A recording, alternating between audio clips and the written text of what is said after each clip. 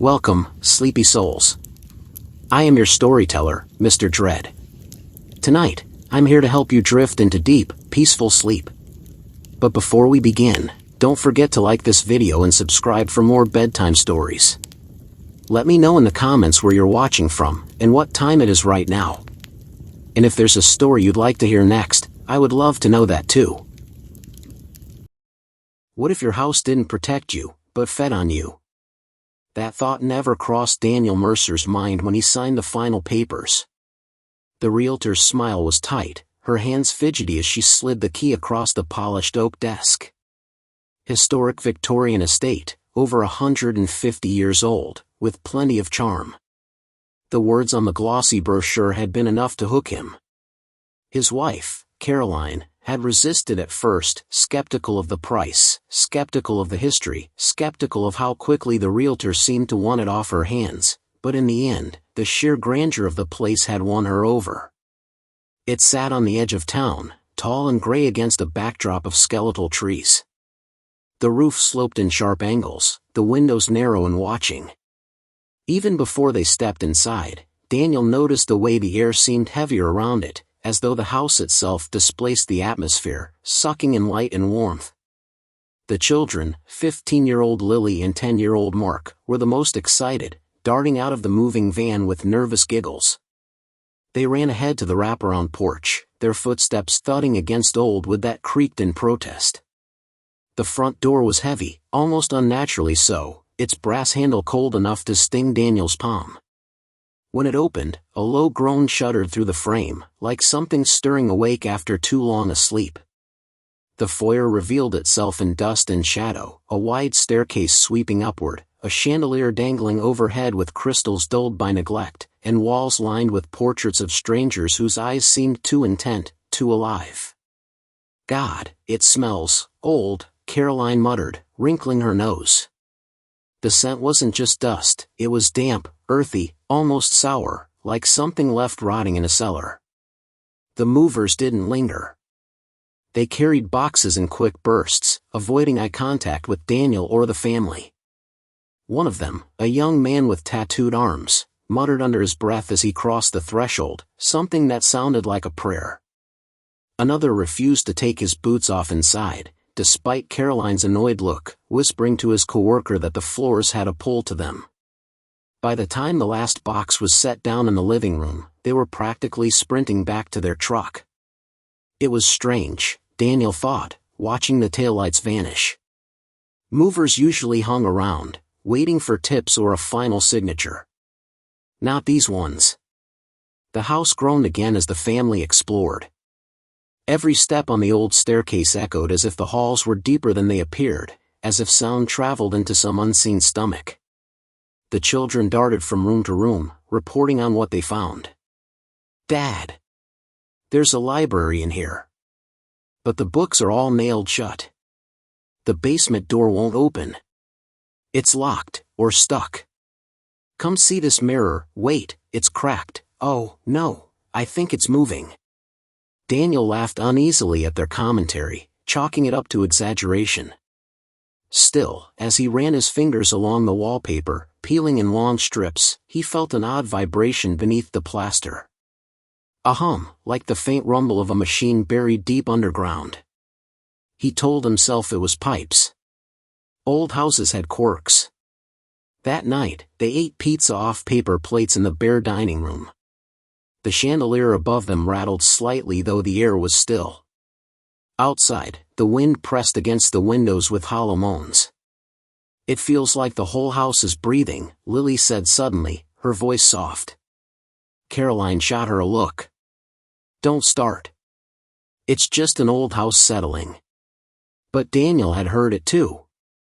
The faint creak and sigh, like the walls expanding and contracting with each breath. He pressed his palm flat against the floorboards beneath the table, and for the briefest moment, he thought he felt it throb.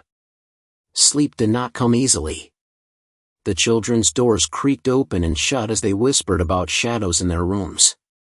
Caroline shifted restlessly beside him, mumbling that she couldn't shake the feeling of being watched. At one point, Daniel rose to fetch water and paused halfway down the staircase. The house was groaning again. But this time, it wasn't random. It was rhythmic. Long, low growls that started deep in the floorboards, rolled up through the walls, and rattled the air vents. His stomach clenched as he realized what it reminded him of. Hunger. The house sounded hungry. He stood frozen in the dim light spilling from the upstairs hallway, hand gripping the banister so tightly his knuckles whitened. Somewhere deep inside the house, a door slammed shut by itself. And though the night was still, Daniel could have sworn he heard chewing.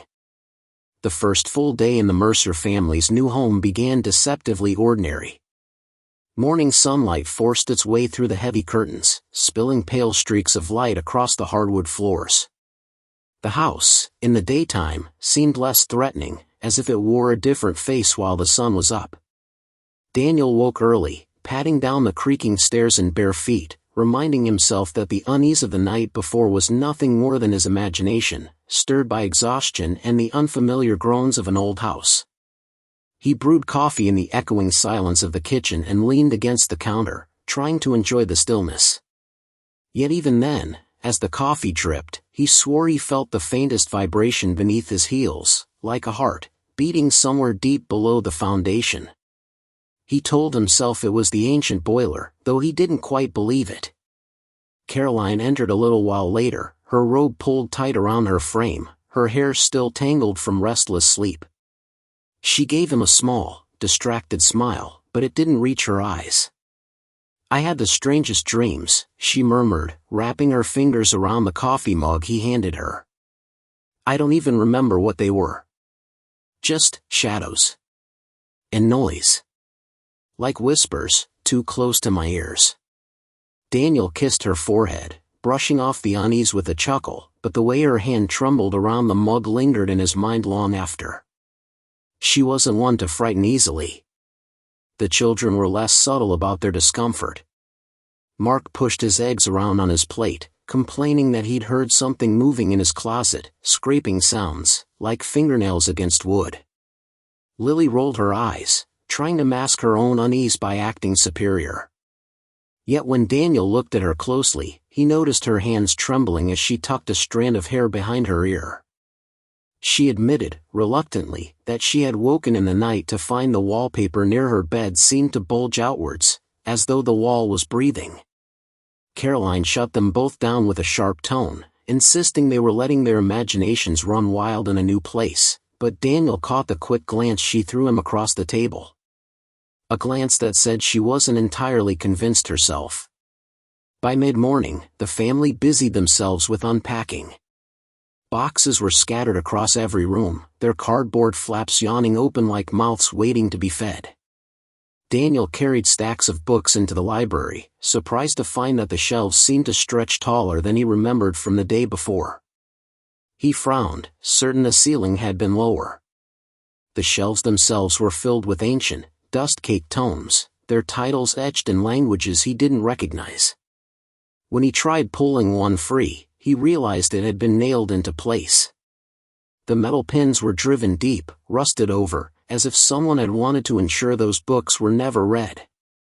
Upstairs, Caroline unpacked linens while humming to herself to chase away the silence. But her humming faltered when she noticed something odd. The hallway seemed longer. She stopped midway down, looking back. The staircase appeared farther away than it should have been. Ahead of her, the door to the master bedroom seemed to have retreated by several feet. Her stomach tightened, and she forced herself to walk forward, telling herself she was just tired, that her perspective was off. But when she opened the door, she found that the master bedroom, which had felt spacious yesterday, now seemed smaller, narrower, as though the walls had pressed inward overnight. The air smelled faintly of iron and damp wood. She shut the door quickly, heart pounding. Meanwhile, Lily explored the attic. Dust motes swirled in the sunlight filtering through the slats, and the wooden beams groaned under her weight. She found trunks stacked high, filled with brittle papers, children's toys with glassy eyes, and old photographs of families she didn't recognize. All of them had been taken inside this very house, though, she could tell by the distinctive wallpaper, the same floral patterns that lined the halls downstairs. She paused at one photograph in particular, a smiling family of 4, frozen in sepia tones. Their clothing was dated, their expressions oddly stiff.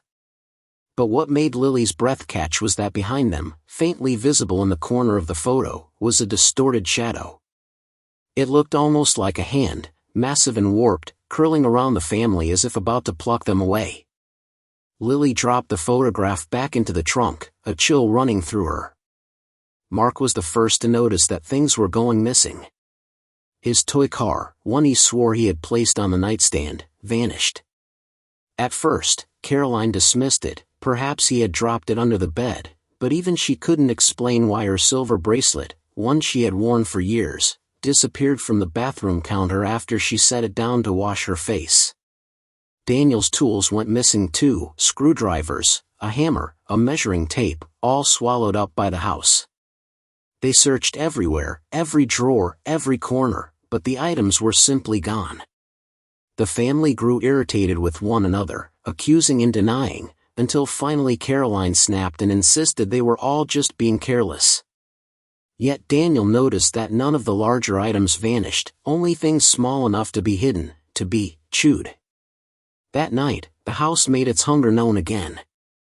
Daniel woke to the sound of creaks echoing through the floorboards, deliberate, as if someone, or something, was pacing in the dark below them.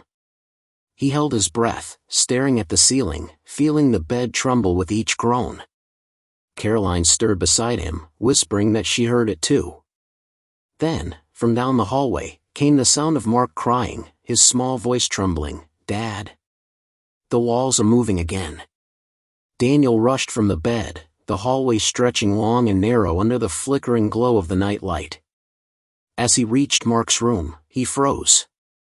The wallpaper was indeed shifting, bulging outward as if something massive pressed against it from the other side. Long, slow ripples ran through the plaster like the surface of disturbed water. Daniel yanked the boy into his arms just as a seam cracked open down the wall, revealing a gap of pure blackness inside, a void that seemed to breathe in cold air. He stumbled backward, heart slamming in his chest, and in an instant the wall snapped back into place, seamless again, as though nothing had happened. When he looked back down at his son, Mark's toy car, the very one that had gone missing, was clutched in his tiny hand. Except it wasn't clean anymore. It was slick with something dark, thick, and red. And the house groaned with satisfaction. The next morning came heavy and gray, as though the sunlight itself struggled to penetrate the layers of this strange house. The family sat at the breakfast table, the atmosphere thick with unspoken fear. Mark kept the toy car close by, wiping at it compulsively, though no matter how much he rubbed, faint streaks of reddish-brown clung to its edges. Daniel wanted to take it away from him, to bury it, to pretend it had never been found, but each time he reached for it, Mark clutched it tighter, his small hands trembling with a defiance that seemed unnatural for his age. Caroline served pancakes onto plates they barely touched, her own gaze distant as she glanced toward the walls that surrounded them, as if expecting them to ripple again. Lily barely spoke at all, tracing her finger around a crack in the table as if lost in thought, her eyes occasionally flicking toward the ceiling, listening for creaks that seemed to whisper above them. The house was changing the family, Daniel could feel it. It wasn't just unsettling them, it was quietly reshaping them, drawing their focus inward, making them doubt themselves and one another. Daniel tried to keep the day structured, insisting they unpack and settle properly, hoping that normalcy would keep the strangeness at bay. He busied himself in the basement, where the old boiler wheezed and rattled like a dying lung. The stone walls down there dripped with condensation, and the smell of damp earth was overpowering. He kept hearing faint knocks, sharp, rhythmic, echoing through the pipes, almost like a code. At first, he thought it was water hammer or old metal contracting, but then the knocking began to follow him, shifting from one pipe to another, always just a few steps ahead of him. He gripped his flashlight tighter, shining it into the dark corners of the basement, but the beam seemed swallowed almost instantly, the light unable to cut far. The shadows felt alive, pressing in close, and in one instant, he thought he saw something shifting in the wall itself, like the mortar between the stones quivered, bulging, as though a mouth was trying to form. He stumbled back up the stairs, slamming the door shut, his breath ragged. For the first time, Daniel admitted to himself what he had been denying: the house wasn't just old. It was aware. Caroline, meanwhile, had her own encounter. She had gone upstairs to make the beds, hoping to distract herself with domestic order, when she noticed that the master bedroom felt different again. The air seemed thicker, almost humid, with the faint tang of metal riding the breeze that should not have been there. She opened the curtains to let in more light, but the glass panes distorted the view outside. The trees swayed unnaturally, their shapes elongated, bent in impossible angles, as if the glass itself wasn't a window at all but an eye, looking outward, or worse, inward. When she touched the glass, it pulsed faintly under her palm, warm like flesh. She jerked back with a gasp, her skin crawling. Then, faintly, a whisper rose from behind her, "Caroline." The voice was hushed, soft, but distinctly hers, her own voice, mimicking her. She spun around, but the room was empty, the only sound the steady groan of the walls shifting imperceptibly inward. Her heart pounded as she backed out of the room, whispering to herself that she was overtired, that she was hearing things. But deep inside, she knew the house was playing tricks. Worse, it was learning her. Lily, ever the curious one, couldn't resist the attic again. She told herself she wanted to finish exploring the old photographs, but in truth, she felt drawn there by something she couldn't explain. The air was heavy with dust, and the wooden floorboards groaned under each step as though protesting her intrusion. She found herself staring again at the trunk filled with photos. The same sepia family smiled back at her from stiff paper, their eyes glassy, lifeless. She noticed something new this time. On the back of the photographs, names were etched faintly, written in cramped handwriting. But some names were crossed out violently, slashed through with ink, while others had no names at all, just faint stains, circular smudges that looked disturbingly like fingerprints pressed into the paper by hands wet with something darker than ink. As she flipped through them, the shadows in the corner of the attic seemed to lengthen, crawling closer, though the single bulb overhead burned steady. Then she froze. One photograph wasn't sepia at all. It was new. Modern. The colors vibrant. And the people in it were her family. The photo had been taken only yesterday. They were standing outside the house, smiling in forced cheer, and behind them the same distorted hand loomed, clearer this time, its fingers splayed wide, as if wrapping them in its grip. Her blood ran cold as she dropped the photograph and stumbled back, nearly tumbling down the attic stairs. By nightfall, all four of them were on edge, every creak and sigh of the house pulling their nerves tighter. They gathered in the living room, keeping the lamps burning, unwilling to separate. Mark fell asleep against his mother, his toy car still in hand. Daniel tried to read, though his eyes refused to focus on the words. Lily sat curled on the couch, staring at the darkened hallway as though daring it to move. And then, slowly, the light began to dim, not because the bulbs burned out, but because the shadows thickened, swallowing the glow. One by one, the lamps flickered, fighting to hold back the dark. The walls groaned louder, the sound almost guttural, like the low rumble of a stomach in hunger. And then the floor beneath them shivered, a subtle vibration that pulsed up through their feet, steady, deliberate. Caroline clutched Daniel's hand, her voice trembling. "It's alive, isn't it?" Before Daniel could answer, the rug in the center of the room bulged upward. Slowly, sickeningly, the wood beneath it cracked open, splintering as a seam formed. A long, jagged crack stretched across the floorboards, gaping wider, revealing a pit of pure blackness beneath. The air that rose from it was damp, rancid, and smelled of decay. Mark stirred awake, rubbing his eyes, but when he saw the floor splitting open, he began to scream. The family scrambled back against the walls as the crack widened, the sound of tearing wood echoing like bones breaking. For a terrible moment, it looked as though the living room itself might collapse, pulling them into the dark. But just as suddenly as it began, the floor slammed shut, the boards knitting themselves back together seamlessly. The rug fell flat again, as if nothing had happened. The room was still. Silent. The only sign that something had occurred was the toy car in Mark's hand. It was gone. And in the silence, all four of them heard it, a slow, satisfied sigh, drawn deep from the bones of the house. That night, sleep did not come easily, and when it did, it was poisoned with unease. Daniel lay awake long after Caroline's breathing had steadied beside him, though even in her supposed rest she twitched, muttering faintly, as if she were conversing with someone in her dreams. He stared at the ceiling, which seemed impossibly tall in the darkness, the faint beams of moonlight spilling through the window warped and bent, as though the glass itself was twisting them into unnatural angles. Every so often he swore the ceiling shifted down toward him, lowering by an inch, pressing closer, before retracting again, like the slow inhale and exhale of lungs. He wanted to chalk it up to exhaustion, to the tricks of an overactive imagination under stress, but deep down he knew better. The house was alive, and worse, it was patient. It was watching them, learning the rhythm of their lives, the way a predator learns the steps of its prey before striking. Caroline's muttering grew louder, pulling his attention away from the ceiling. He turned toward her, reaching gently to shake her shoulder, but froze. Her face was contorted in a grimace, lips pulled back as if resisting words that weren't hers. Her hands clenched at the sheets, pulling them so tightly that her knuckles whitened, and then, in a voice not her own, she whispered into the dark, "It's hungry." The sound of it made his stomach twist, because though the timbre was Caroline's, the cadence was wrong, as if another mouth had borrowed her throat.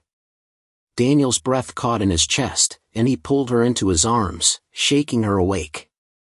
Her eyes flew open, wide and glassy, and for a moment she did not seem to recognize him. She stared past him, toward the corner of the room where the shadows pooled, until finally she blinked, and her expression softened into fear. "I dreamt it swallowed me," she whispered, her lips trembling.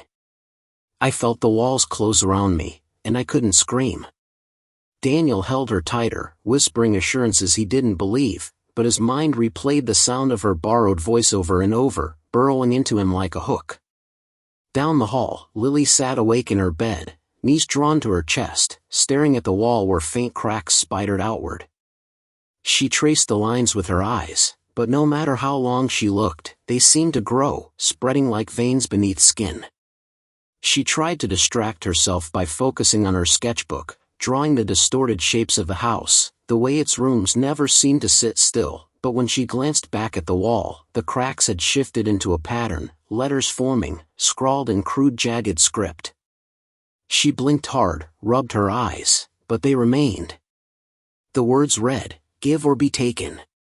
Her throat went dry, her pencil snapping in her grip.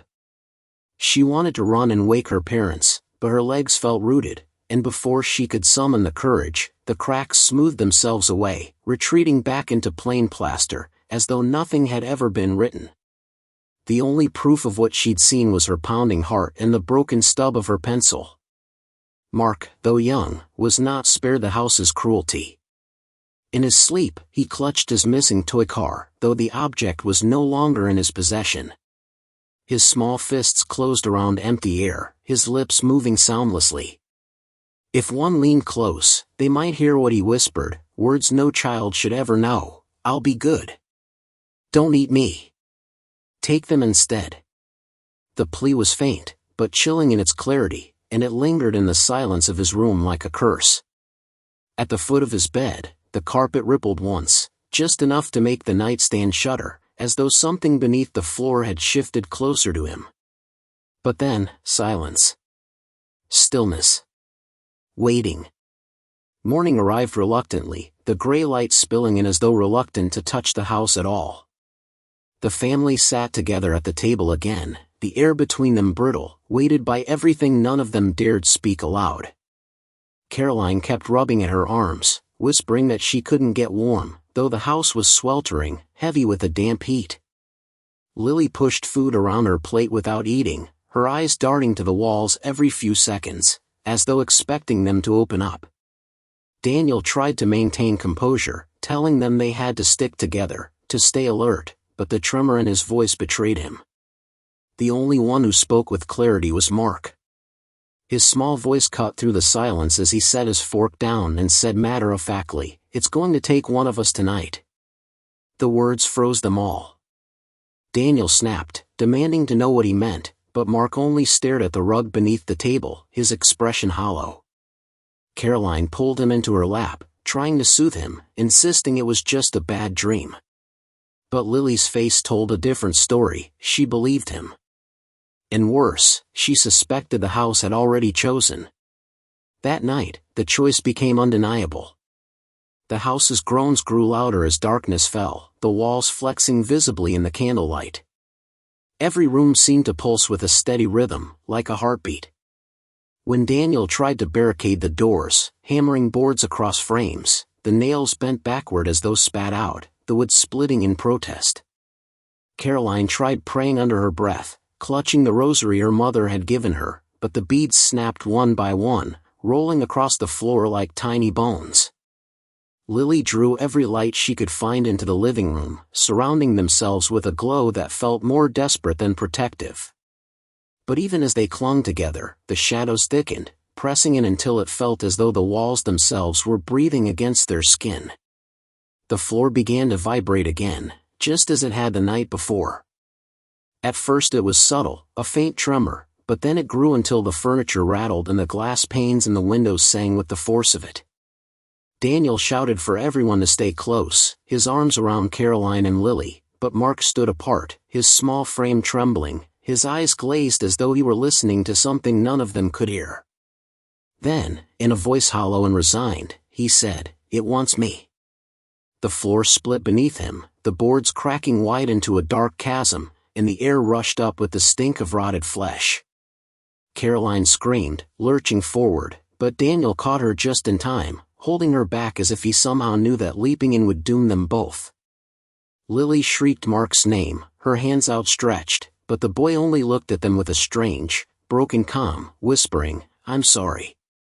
And then the floor gave way, swallowing him whole. The chasm sealed instantly, boards knitting back into place with an audible groan of satisfaction. The rug lay flat again. The room was whole. The house was silent. And the family was one member fewer.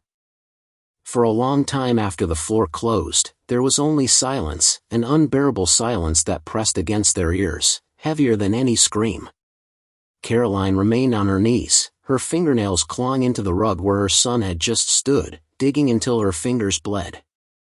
She whispered his name over and over, each repetition weaker than the last, as though saying it enough times might force him back into being. Daniel stood behind her, his hands hovering helplessly, his entire body trembling with the effort of not collapsing himself.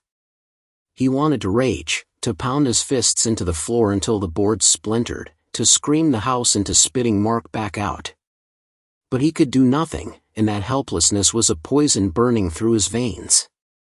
Lily crouched beside her mother, tears streaking down her face, but her gaze was not fixed on the rug, it was on the walls, on the ceiling, on the house itself, her young mind piecing together the truth faster than she should have been capable of. The house hadn't taken Mark blindly. It had chosen. It had always been choosing. The minutes bled into an hour. No one moved except Caroline, who rocked back and forth, muttering prayers and bargains, her voice hoarse. At last Daniel forced her up, though she fought him, pounding weakly at his chest until she collapsed into him. "It's my fault," she sobbed, her voice cracking into something raw. "I should have held him. I should have," but Daniel silenced her with a desperate whisper. "No. No, it's not us. Don't you see? It's this place. It's alive." He felt her stiffen in his arms, and for the first time, she didn't argue. She only buried her face in his shoulder, her sobs dissolving into small, broken gasps. They slept little that night, if sleep could be called the shivering, half-conscious drifting that overtook them on the living room floor. Every creak of the boards, every groan of the house pulled them back to wakefulness, hearts hammering, convinced the house would open beneath them again. When morning came, it did not bring comfort. The sun rose sluggishly, its light feeble, as though even it was reluctant to pierce the windows of this place. Daniel made himself stand, though his body ached with exhaustion. He checked the door, thinking perhaps, they might try to leave again, but the knob would not budge. It twisted loosely, without resistance, as though it were only a decoration, not a tool. He pounded on the wood, kicked it until his foot throbbed, but the door did not so much as shake. When he returned to the others, Caroline sat listlessly on the couch, her eyes swollen and vacant. Lily sat at her feet, drawing in her sketchbook, though what emerged from her pencil was not the comfort of familiar shapes but twisted renditions of the house itself, hallways that stretched into endless voids, staircases coiling like intestines, windows with no glass, only teeth. Daniel's breath caught when he leaned down to look closer, because among the drawings was one of the living room, complete with the rug and the three of them sitting there, but the rug was marked with a gaping mouth, its jagged edges dripping black ink. His hands shook as he turned the page, only to find another drawing, the same room again, only this time with just 2 figures instead of 3. The empty space where one of them should have been was outlined faintly, as if something had been erased. "Where did you see this, Lily?" Daniel asked, his voice unsteady. The girl didn't look up, her pencil still scratching. "I didn't see it," she whispered. "It told me." He wanted to press further, to demand what she meant, but Caroline suddenly screamed. He whipped around and saw her clutching at her chest, her breath shallow and frantic. She gasped as though the air itself had turned to ash in her lungs. Daniel rushed to her side, holding her, begging her to breathe, but as he did, the walls groaned deeply, the sound reverberating through the house like a stomach growling in hunger. The boards under their feet flexed, and Daniel felt the truth with sick certainty: the house wasn't finished. It was still hungry, and Caroline was next. The realization made him wild. He grabbed Caroline by the shoulders, shouting at her not to close her eyes, not to give in. She sobbed, clutching him, gasping, "It's inside me, I can feel it pulling," before dissolving into racking coughs. Lily screamed, dropping her sketchbook, rushing to her mother's side. Daniel held them both, his tears blinding him, whispering over and over, "I won't let it. I won't let it take you." And then, as suddenly as it began, Caroline's breathing steadied. She slumped into his arms, unconscious but alive. Relief crashed through him, but it was laced with dread. The reprieve wasn't mercy, it was a delay. The house was toying with them, stretching out the torment, savoring the fear like flavor on its tongue. Daniel laid Caroline down gently, brushing the hair from her damp forehead, and when he looked up, he saw Lily staring at him with wide, terrified eyes. "Dad," she whispered, her voice trembling. "It's not going to stop until we're all gone." The house seemed to agree. A low groan rumbled through the walls, vibrating the floor beneath them. Dust sifted down from the ceiling, and one of the boarded-up windows cracked, splintering in its frame. Daniel stood, fists clenched, glaring at the walls as though they might yield to rage alone. "Then it's going to have to choke on me," he hissed. But even as he said it, a new sound filled the air, something slow, deliberate, and impossibly heavy. Thump. Thump. Thump. It echoed from deep within the house, like footsteps too massive to belong to any human. They grew louder, closer, shaking the very walls with their rhythm. Caroline stirred weakly, her eyes fluttering open. Lily clutched her father's arm, whispering through her tears, "Dad. I don't think it wants to wait anymore." And then the floorboards in the hallway buckled upward, as though something beneath them was trying to claw its way out. The sound in the hallway was not the creak of old wood settling, nor the scurry of rats in the walls, nor even the groaning protest of a house long past its prime. It was deliberate. Thump. Thump. Thump. Each impact reverberated through the bones of the house, shaking the floorboards, rattling the picture frames, and making the very air vibrate in their lungs. Daniel stood frozen, his hand gripping Lily's shoulder so tightly she winced, but she didn't cry out. Her wide eyes were locked on the darkened hallway that stretched away from the living room like an open throat. Caroline stirred weakly on the couch, her eyes fluttering half open, lips parting in a weak whimper. What is that?" she whispered, her voice cracked and brittle, though she already knew the answer. It wasn't someone moving in the house. It was the house itself. The hallway, long and narrow, seemed to stretch further with each heartbeat. The wallpaper that had once been faded floral now looked almost alive, pulsing with a faint shimmer, like veins beneath pale skin. The boards swelled upward in places, bowed downward in others, as though something enormous crawled just beneath them. Daniel could hear it now more clearly, not just footsteps, but a dragging sound in between, like nails, or claws, raking against the underside of the floor. His stomach churned. This wasn't the kind of haunting one could exorcise with prayers or banish with logic. This was something primal, something physical. The house was moving, reshaping itself, stretching in hunger, and it was coming closer. Caroline tried to push herself upright, but her body failed her, and she slumped back, sweat beading along her brow. "Daniel," she rasped, her voice cracking under the weight of terror, "don't let it take her. Don't let it take Lily."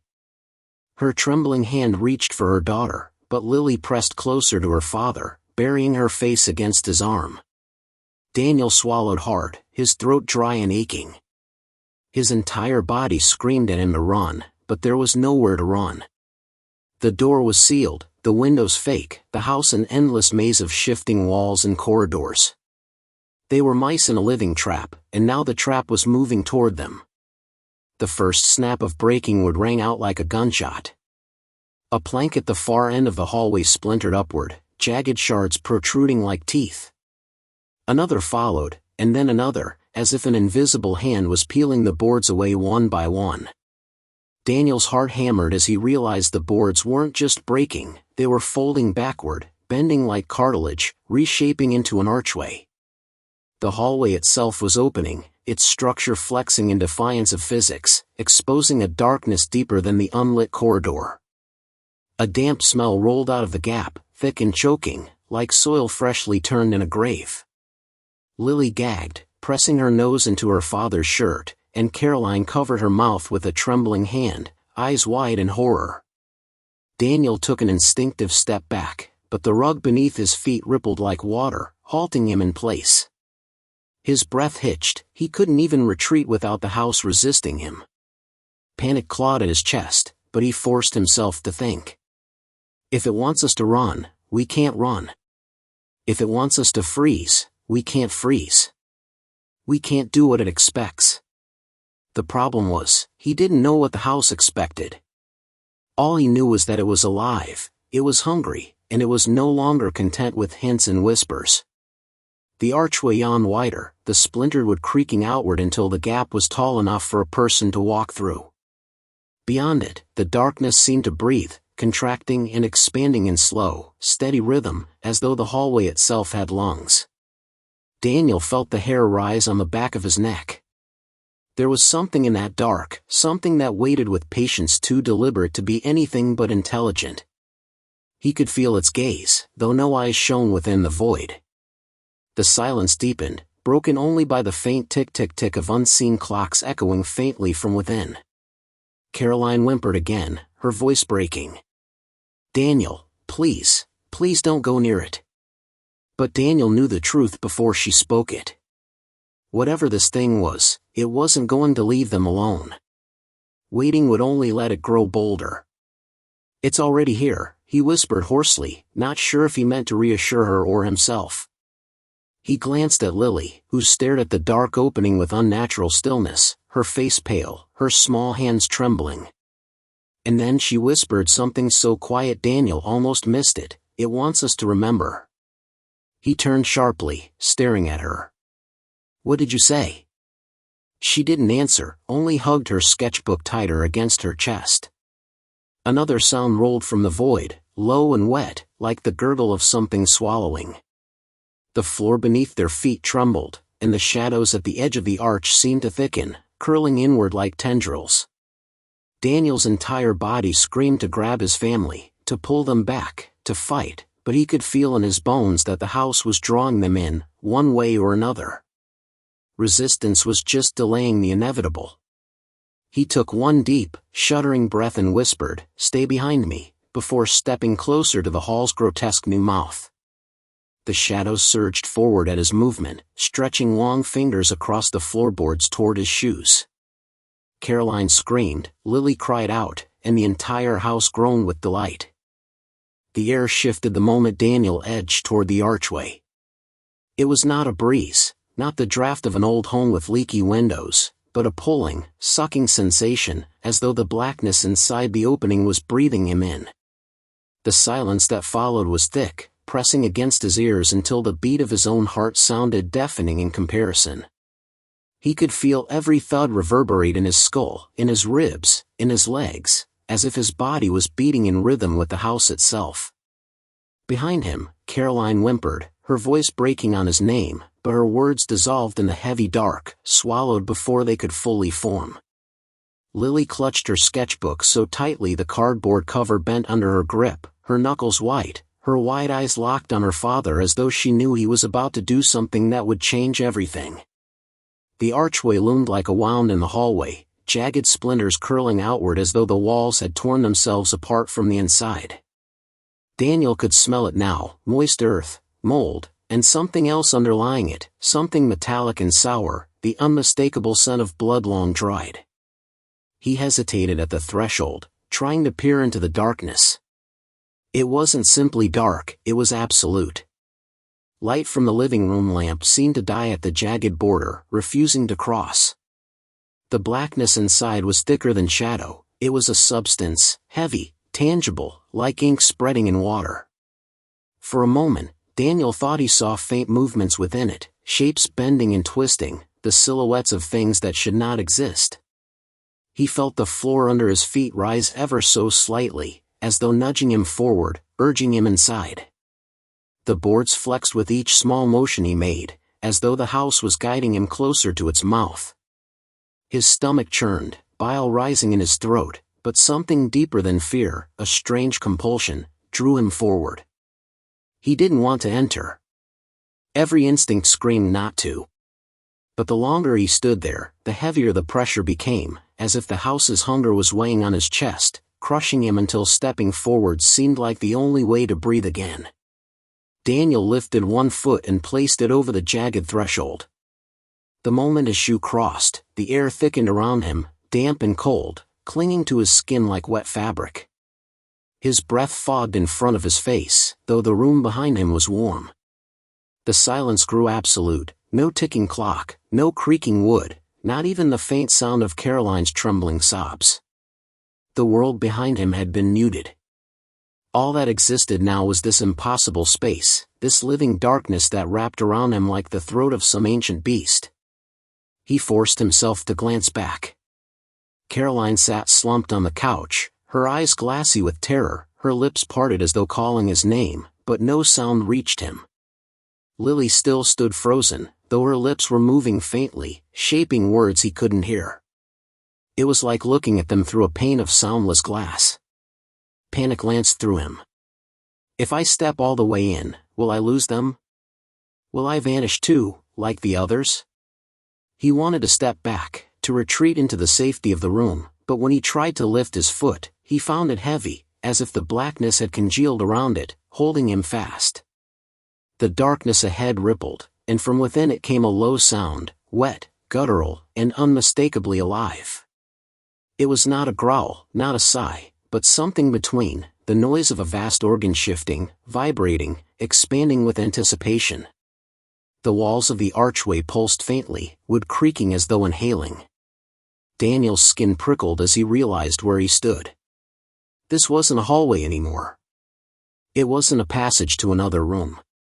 He was standing in the house's throat. Then came the whispers. Soft at first, almost gentle, like a lullaby sung from a distant room. Words he couldn't make out at first, muffled, blurred, weaving together like threads of smoke. He tilted his head, straining to listen, and slowly the voices sharpened. They were calling his name. Daniel. Daniel, come closer. His breath hitched. His father's voice, unmistakable even after so many years, floated out of the darkness. He froze. His father had died when Daniel was 12, a heart attack in the middle of the night. Yet here it was, rich and warm, echoing in the depths of the living black. Daniel, it's safe, you'll be safe here. Another voice joined it, softer, trembling. His mother. Then his grandmother. Then others he didn't recognize, layered on top of each other, a chorus of the dead weaving their voices together into one irresistible current. They're all here, the darkness seemed to say. Every soul the house has ever swallowed. Every memory it has ever taken. Come. Join them. Feed the hunger. Daniel's chest tightened. His mind screamed to turn away, to fight, to resist.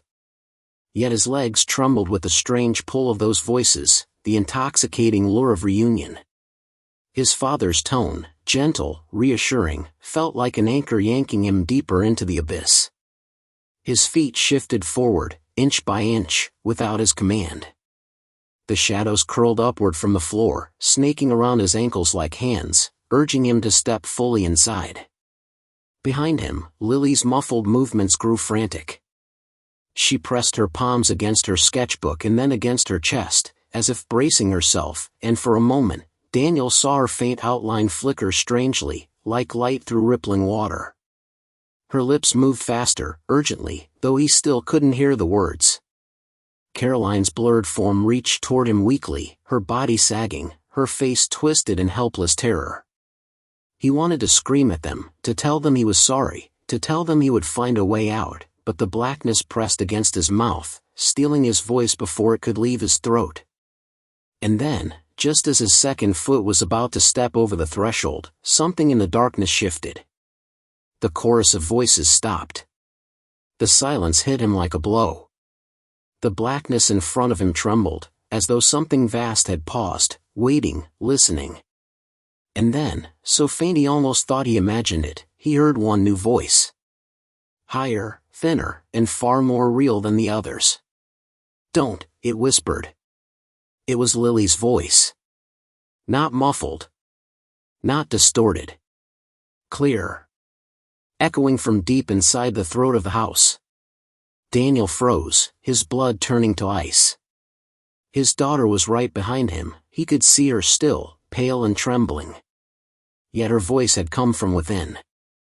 Daniel's body trembled as the echo of his daughter's voice reverberated through the blackness ahead of him, resonating in the air like the ring of a struck bell.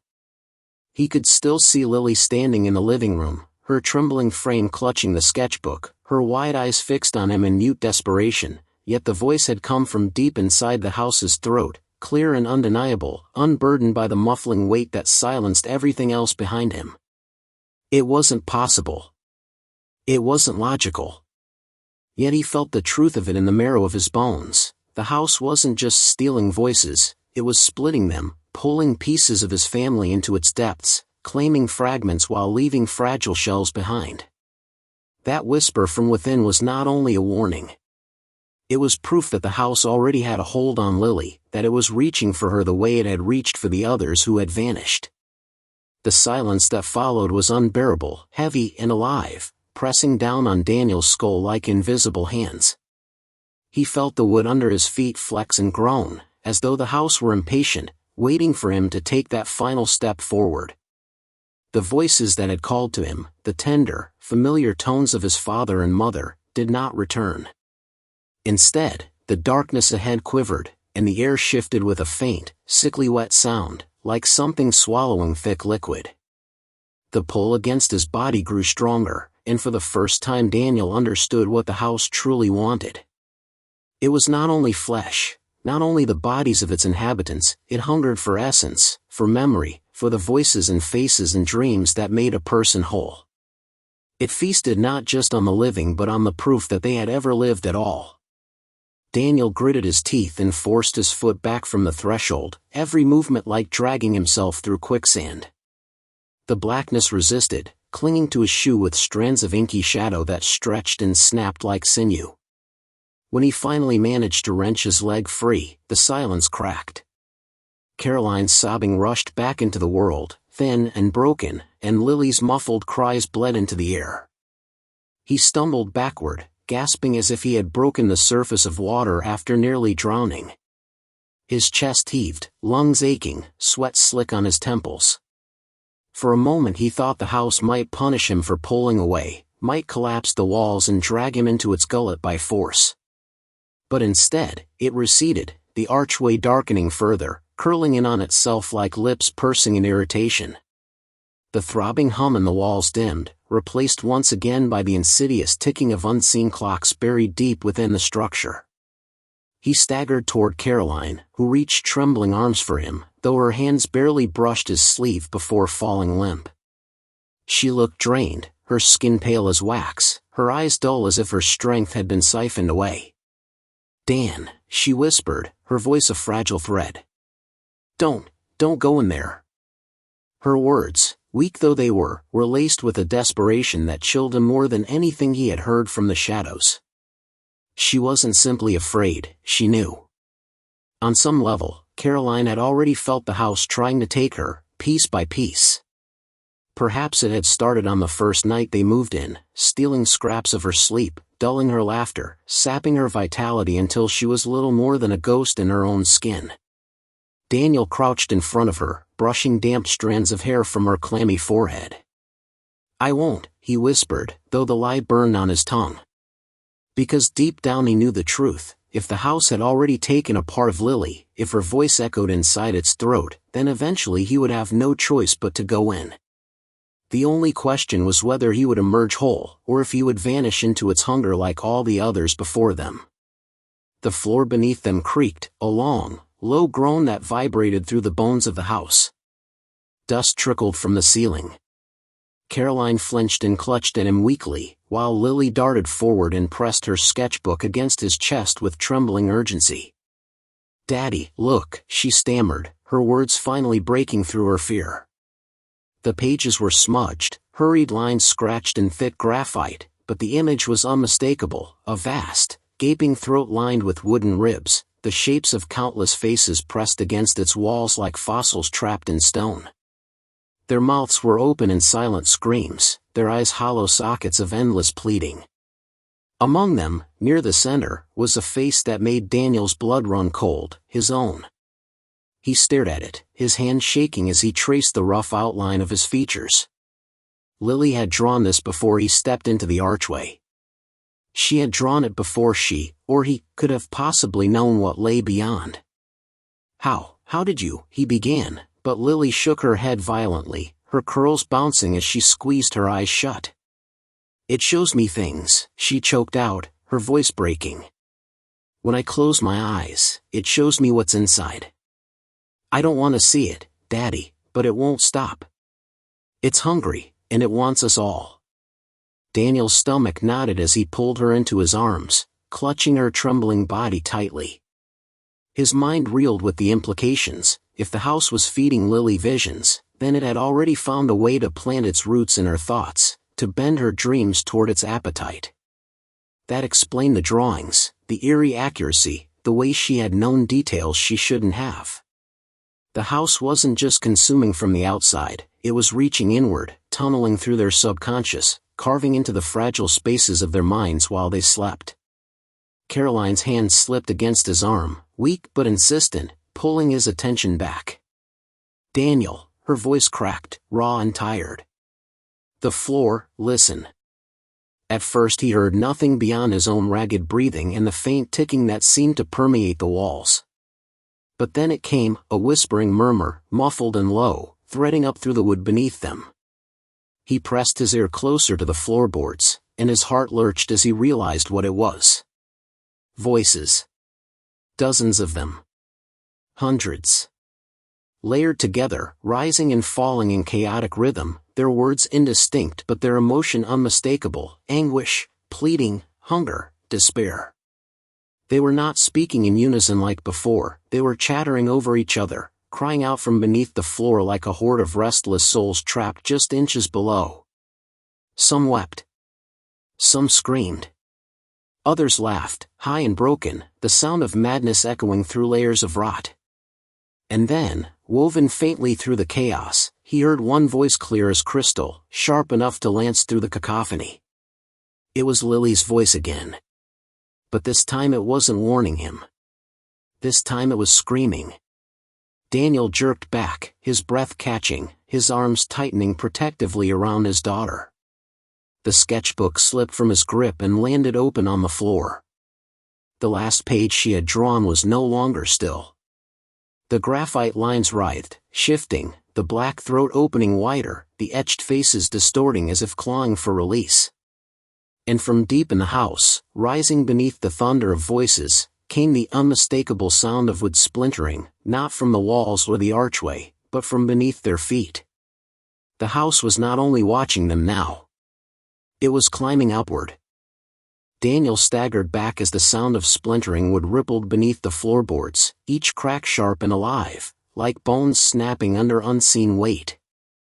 The entire room seemed to pulse in rhythm with it, the walls expanding and contracting as if the house itself were taking enormous breaths, preparing for something vast and final.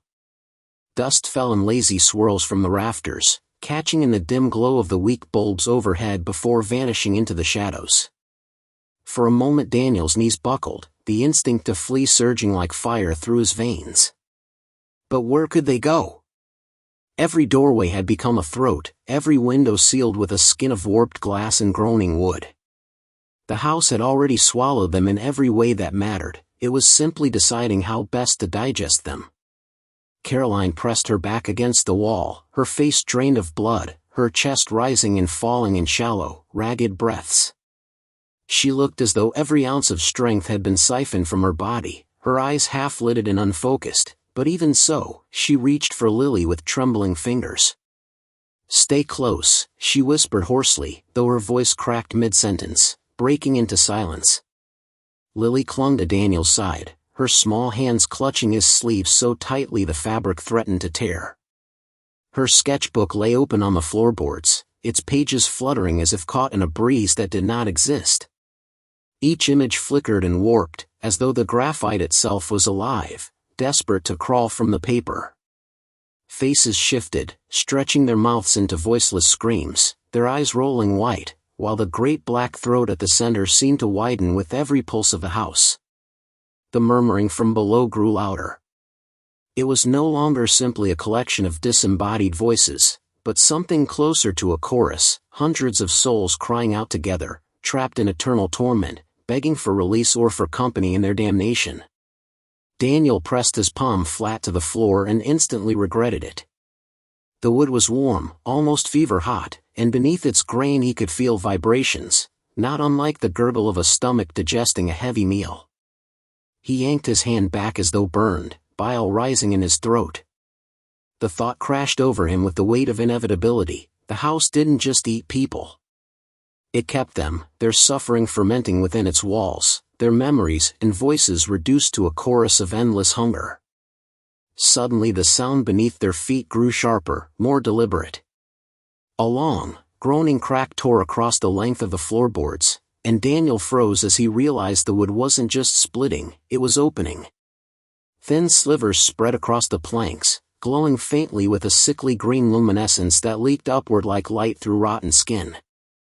The air filled with the stench of mildew and copper, thick enough to sting his eyes and burn the back of his throat.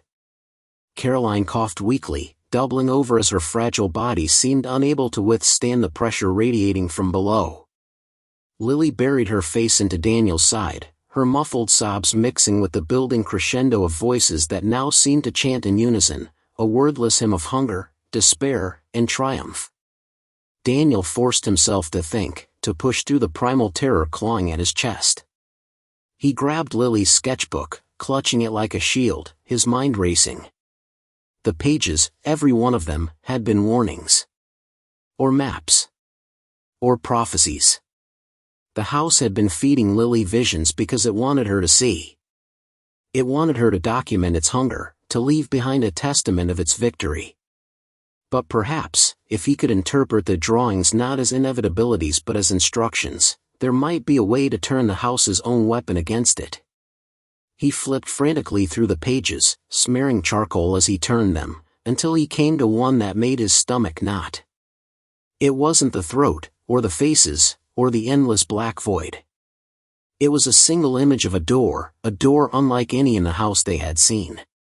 Ornate, with an arching frame, carved in symbols that twisted like vines. At its center was a keyhole, black as the pit of the house's belly. "Caroline," he whispered urgently, holding the book so she could see. Her glassy eyes blinked slowly, trying to focus. "This door, have you seen it anywhere? Upstairs? In the basement?" She frowned faintly, her lips parting as if dredging up a memory from far away. "No," she rasped, shaking her head weakly. But Lily drew it before we moved in. She said it was here. Waiting." Her gaze snapped to Daniel suddenly, sharp and clear for the first time in hours, her voice dropping to a terrified whisper. "If the house has a mouth, Dan, that must be its heart." Before he could answer, the floor ruptured.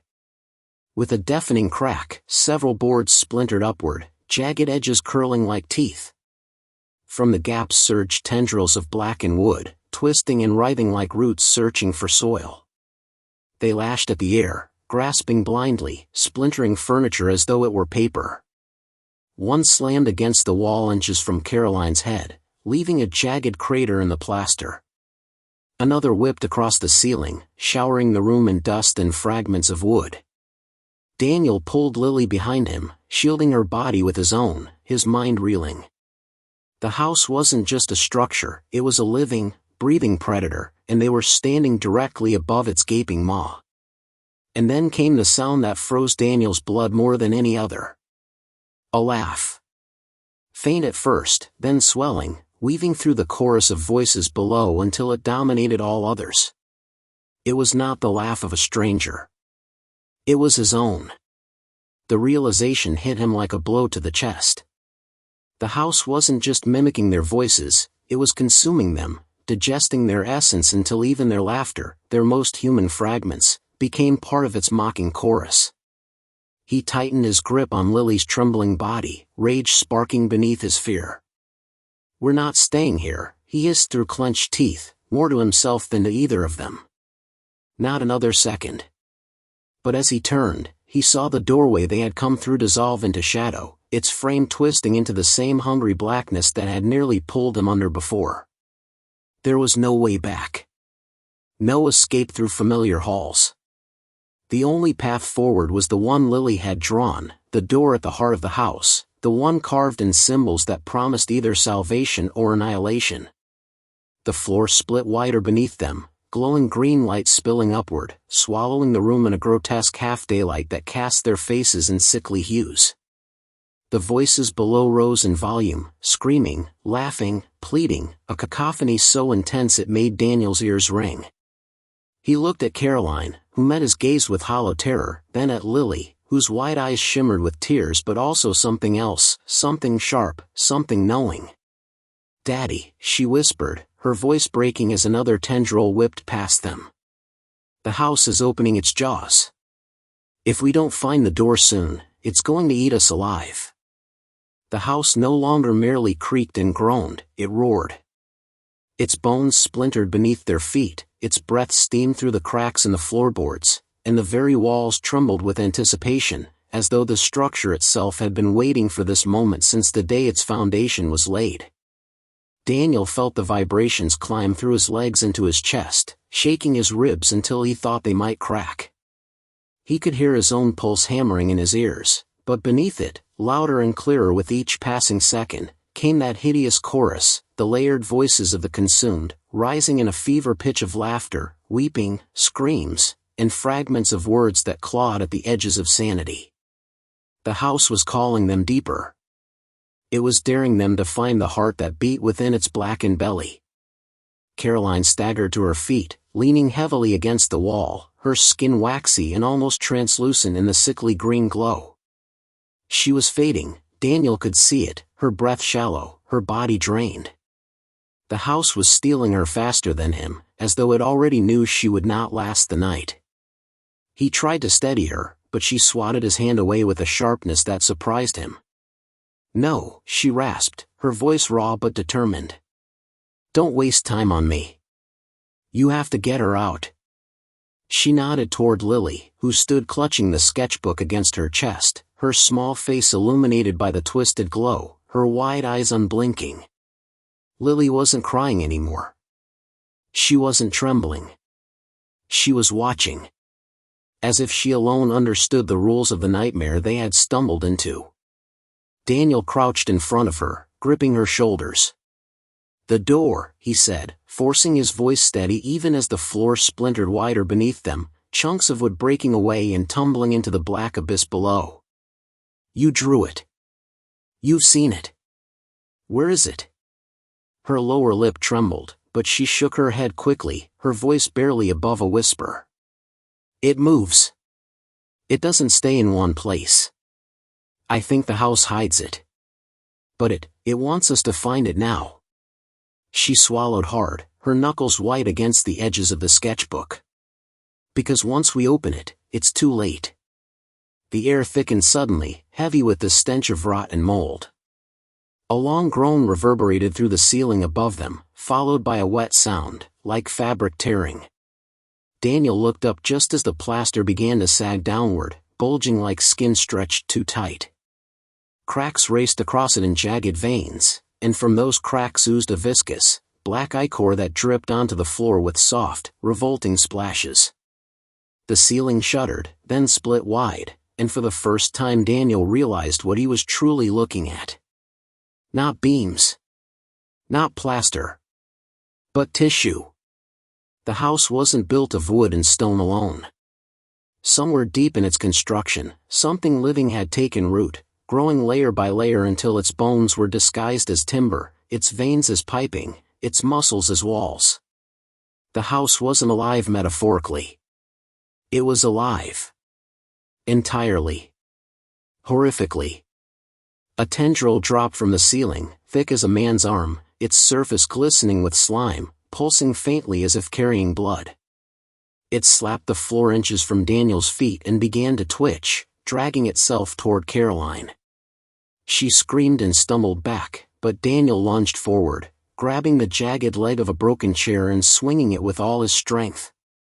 The splintered wood tore into the tendril, and it recoiled with a screeching wail that seemed to echo from every wall of the house at once. The noise made Daniel's teeth ache, but the tendril retreated, slithering back into the ceiling like a wounded animal. The voices below erupted into chaos, jeers, laughter, screams overlapping until they became a single deafening wave. The entire room seemed to shrink, the walls bending inward as though the house were tightening its grip. Daniel's eyes darted to Lily, who had dropped to her knees, frantically flipping through her sketchbook. "There," she cried, stabbing her small finger against one of the pages. It showed the door again, the ornate arch, the twisting symbols. But now there was something new. Beneath the door, drawn in faint, jagged lines, was the same room they stood in, complete with the sagging ceiling and broken furniture. Daniel spun, scanning the walls, the corners, every inch of the room. For a breathless moment, there was nothing. Just shadow and ruin. And then he saw it. In the far corner, half hidden by warped plaster and a curtain of hanging tendrils, an outline shimmered faintly against the wall. A frame, tall and narrow, carved in twisting patterns that seemed to writhe when he looked too long. His heart seized in his chest. It was there. The door. But as he grabbed Caroline's arm and pointed, the floor shuddered violently, splitting wider. Chasms tore across the boards, glowing with that unnatural green light, vomiting heat and the stench of decay. Shapes began to move within the light, hands, faces, limbs pushing against the gaps as if an ocean of bodies churned beneath them, desperate to break free. Daniel gagged, dragging Caroline and Lily back as a skeletal hand shot upward, clawing at the air before dissolving into smoke. The house wasn't going to let them reach the door easily. It was going to feed. Daniel knew they had seconds, maybe less. He tightened his grip on Caroline with one arm, scooped Lily against his side with the other, and hurled himself toward the corner. The voices screamed as one, a thunderous roar that shook the walls, and the floor gave way behind him, collapsing into a pit of writhing shadows. His boots skidded on the splintering wood, and for one impossible heartbeat, he thought they would fall. But then they slammed against the far wall, inches from the glowing frame. The door's outline burned brighter, symbols shifting and rearranging as though deciding whether to accept them. Daniel's chest heaved as he pressed his hand to the frame, the cold searing into his skin like frostbite. The voices hushed instantly. The tendrils froze midair. The house was listening. Behind him, Caroline's voice cracked, faint but clear. "Daniel, if you open it, we may not come back."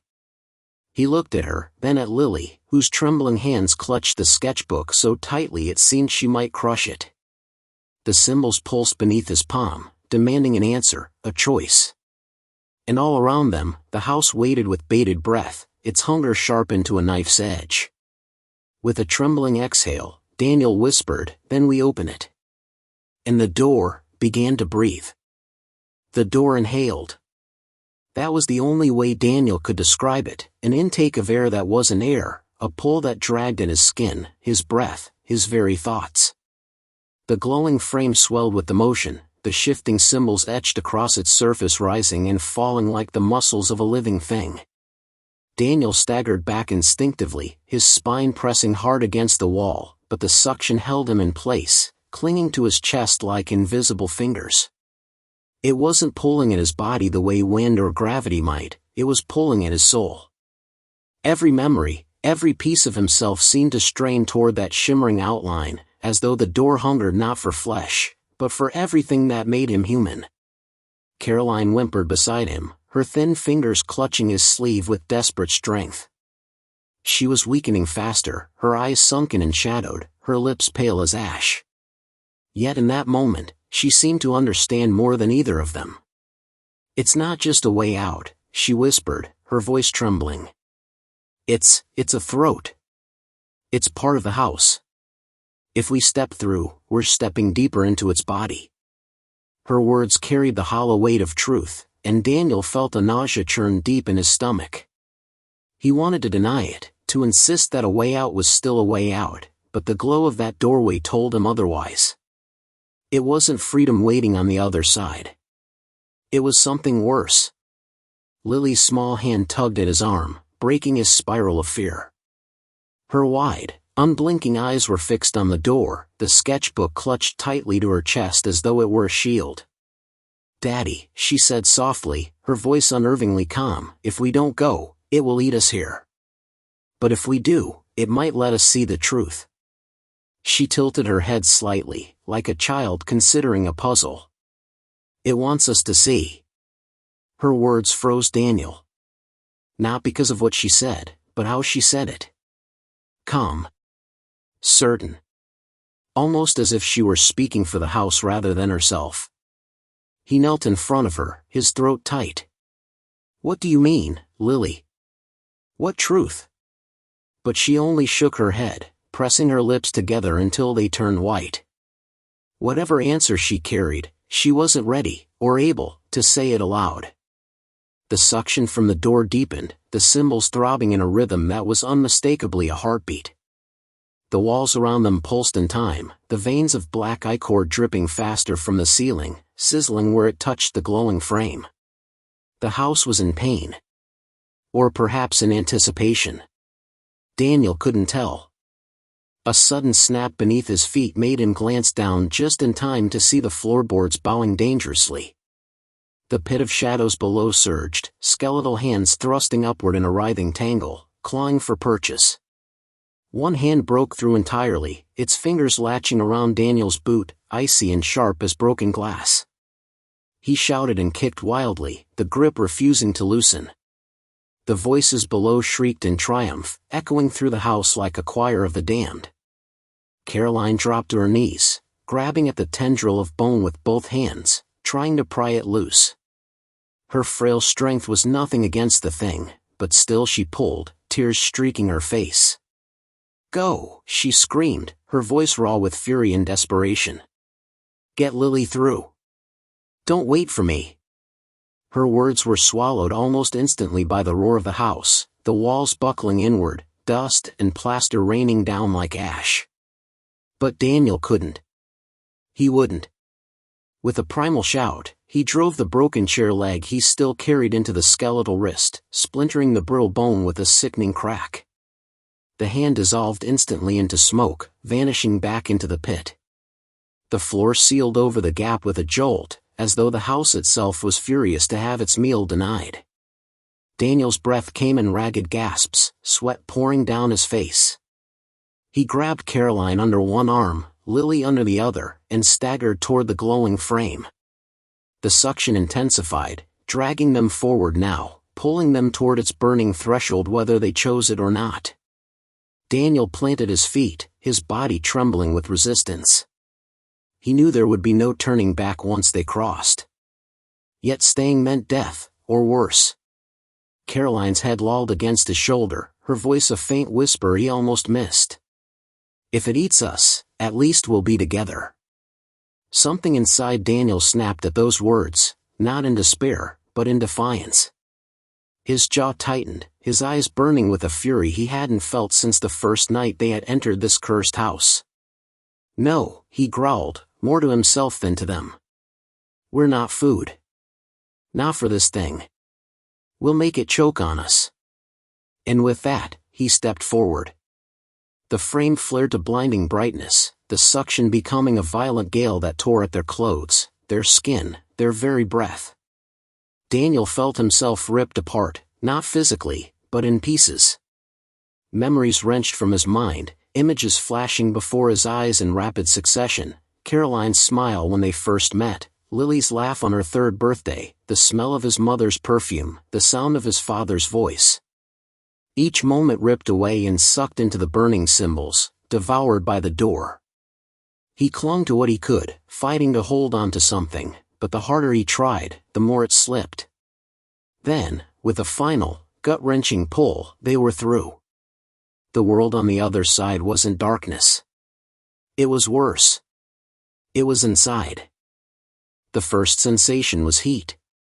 Not the comforting warmth of a hearth, but the sweltering, suffocating heat of a furnace running endlessly without air.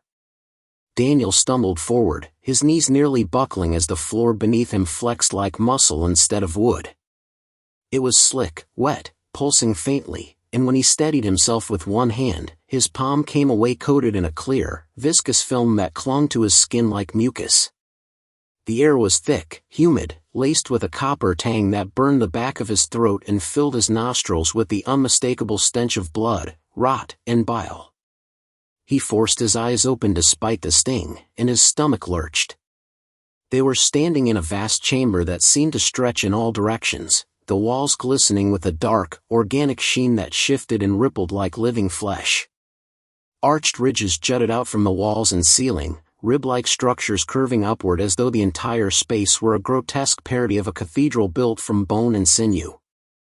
Long strands of fibrous tissue dangled down, swaying faintly with the throb of some unseen heartbeat that echoed through the chamber. Each beat reverberated in Daniel's chest, syncing with his pulse until he felt as though his own heart had been swallowed into the rhythm of the house. Caroline coughed violently, her thin shoulders trembling. She leaned against him, her face pale and damp with sweat. "It's alive," she whispered, her voice cracking.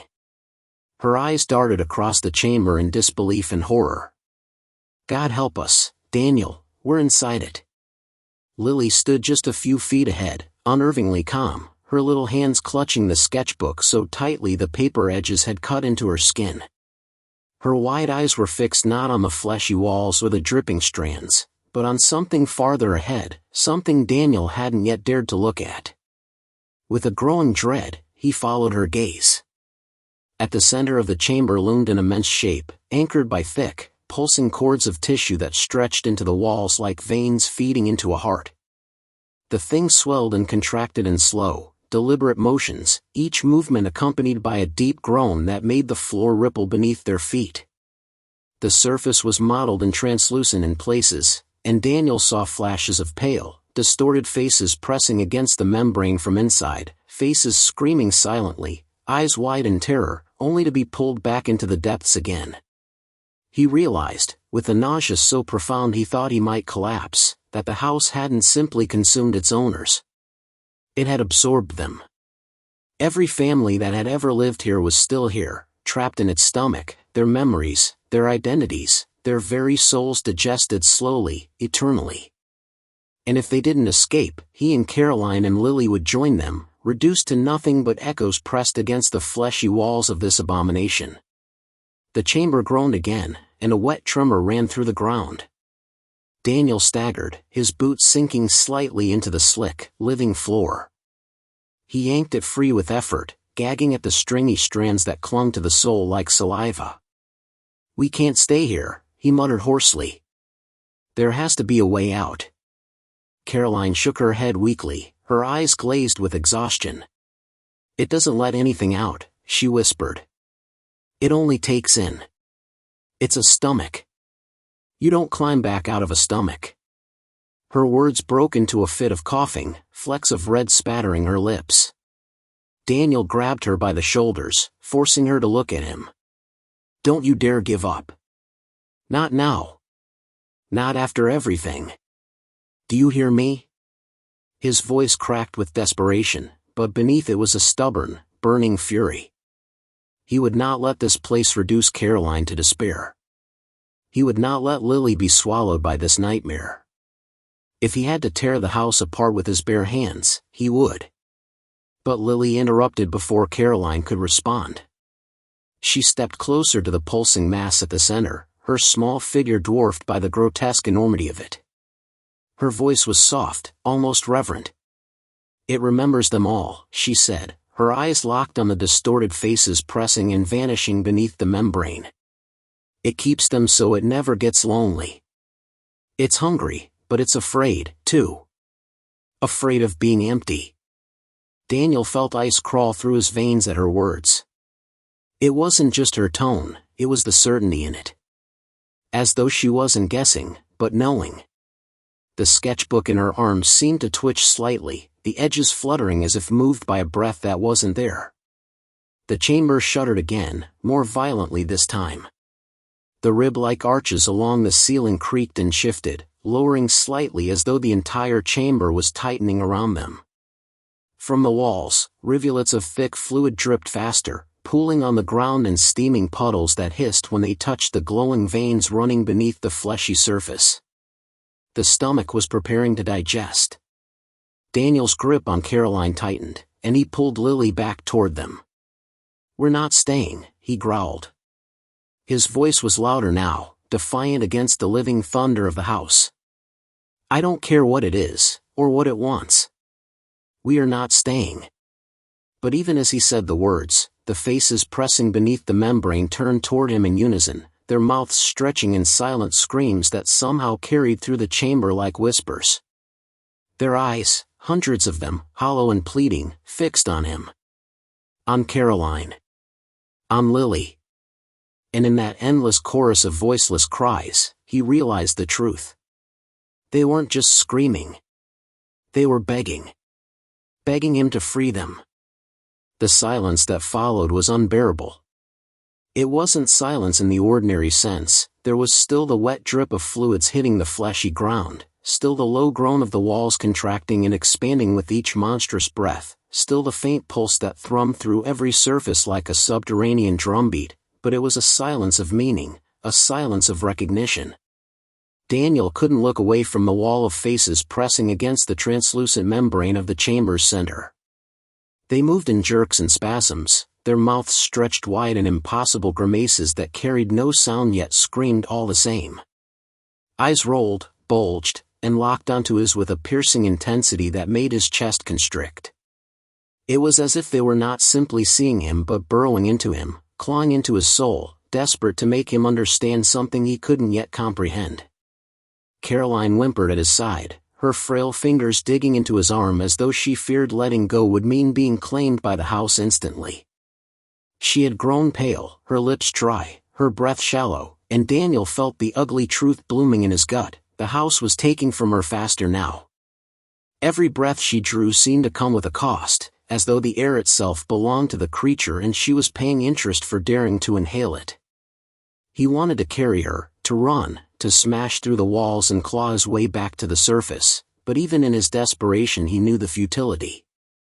This wasn't a house of brick and timber, it was an organism, alive, aware, and infinitely hungrier than any predator he could imagine. Lily, though. Lily was different. She hadn't recoiled from the sight of the faces. She hadn't buried herself against Daniel's side.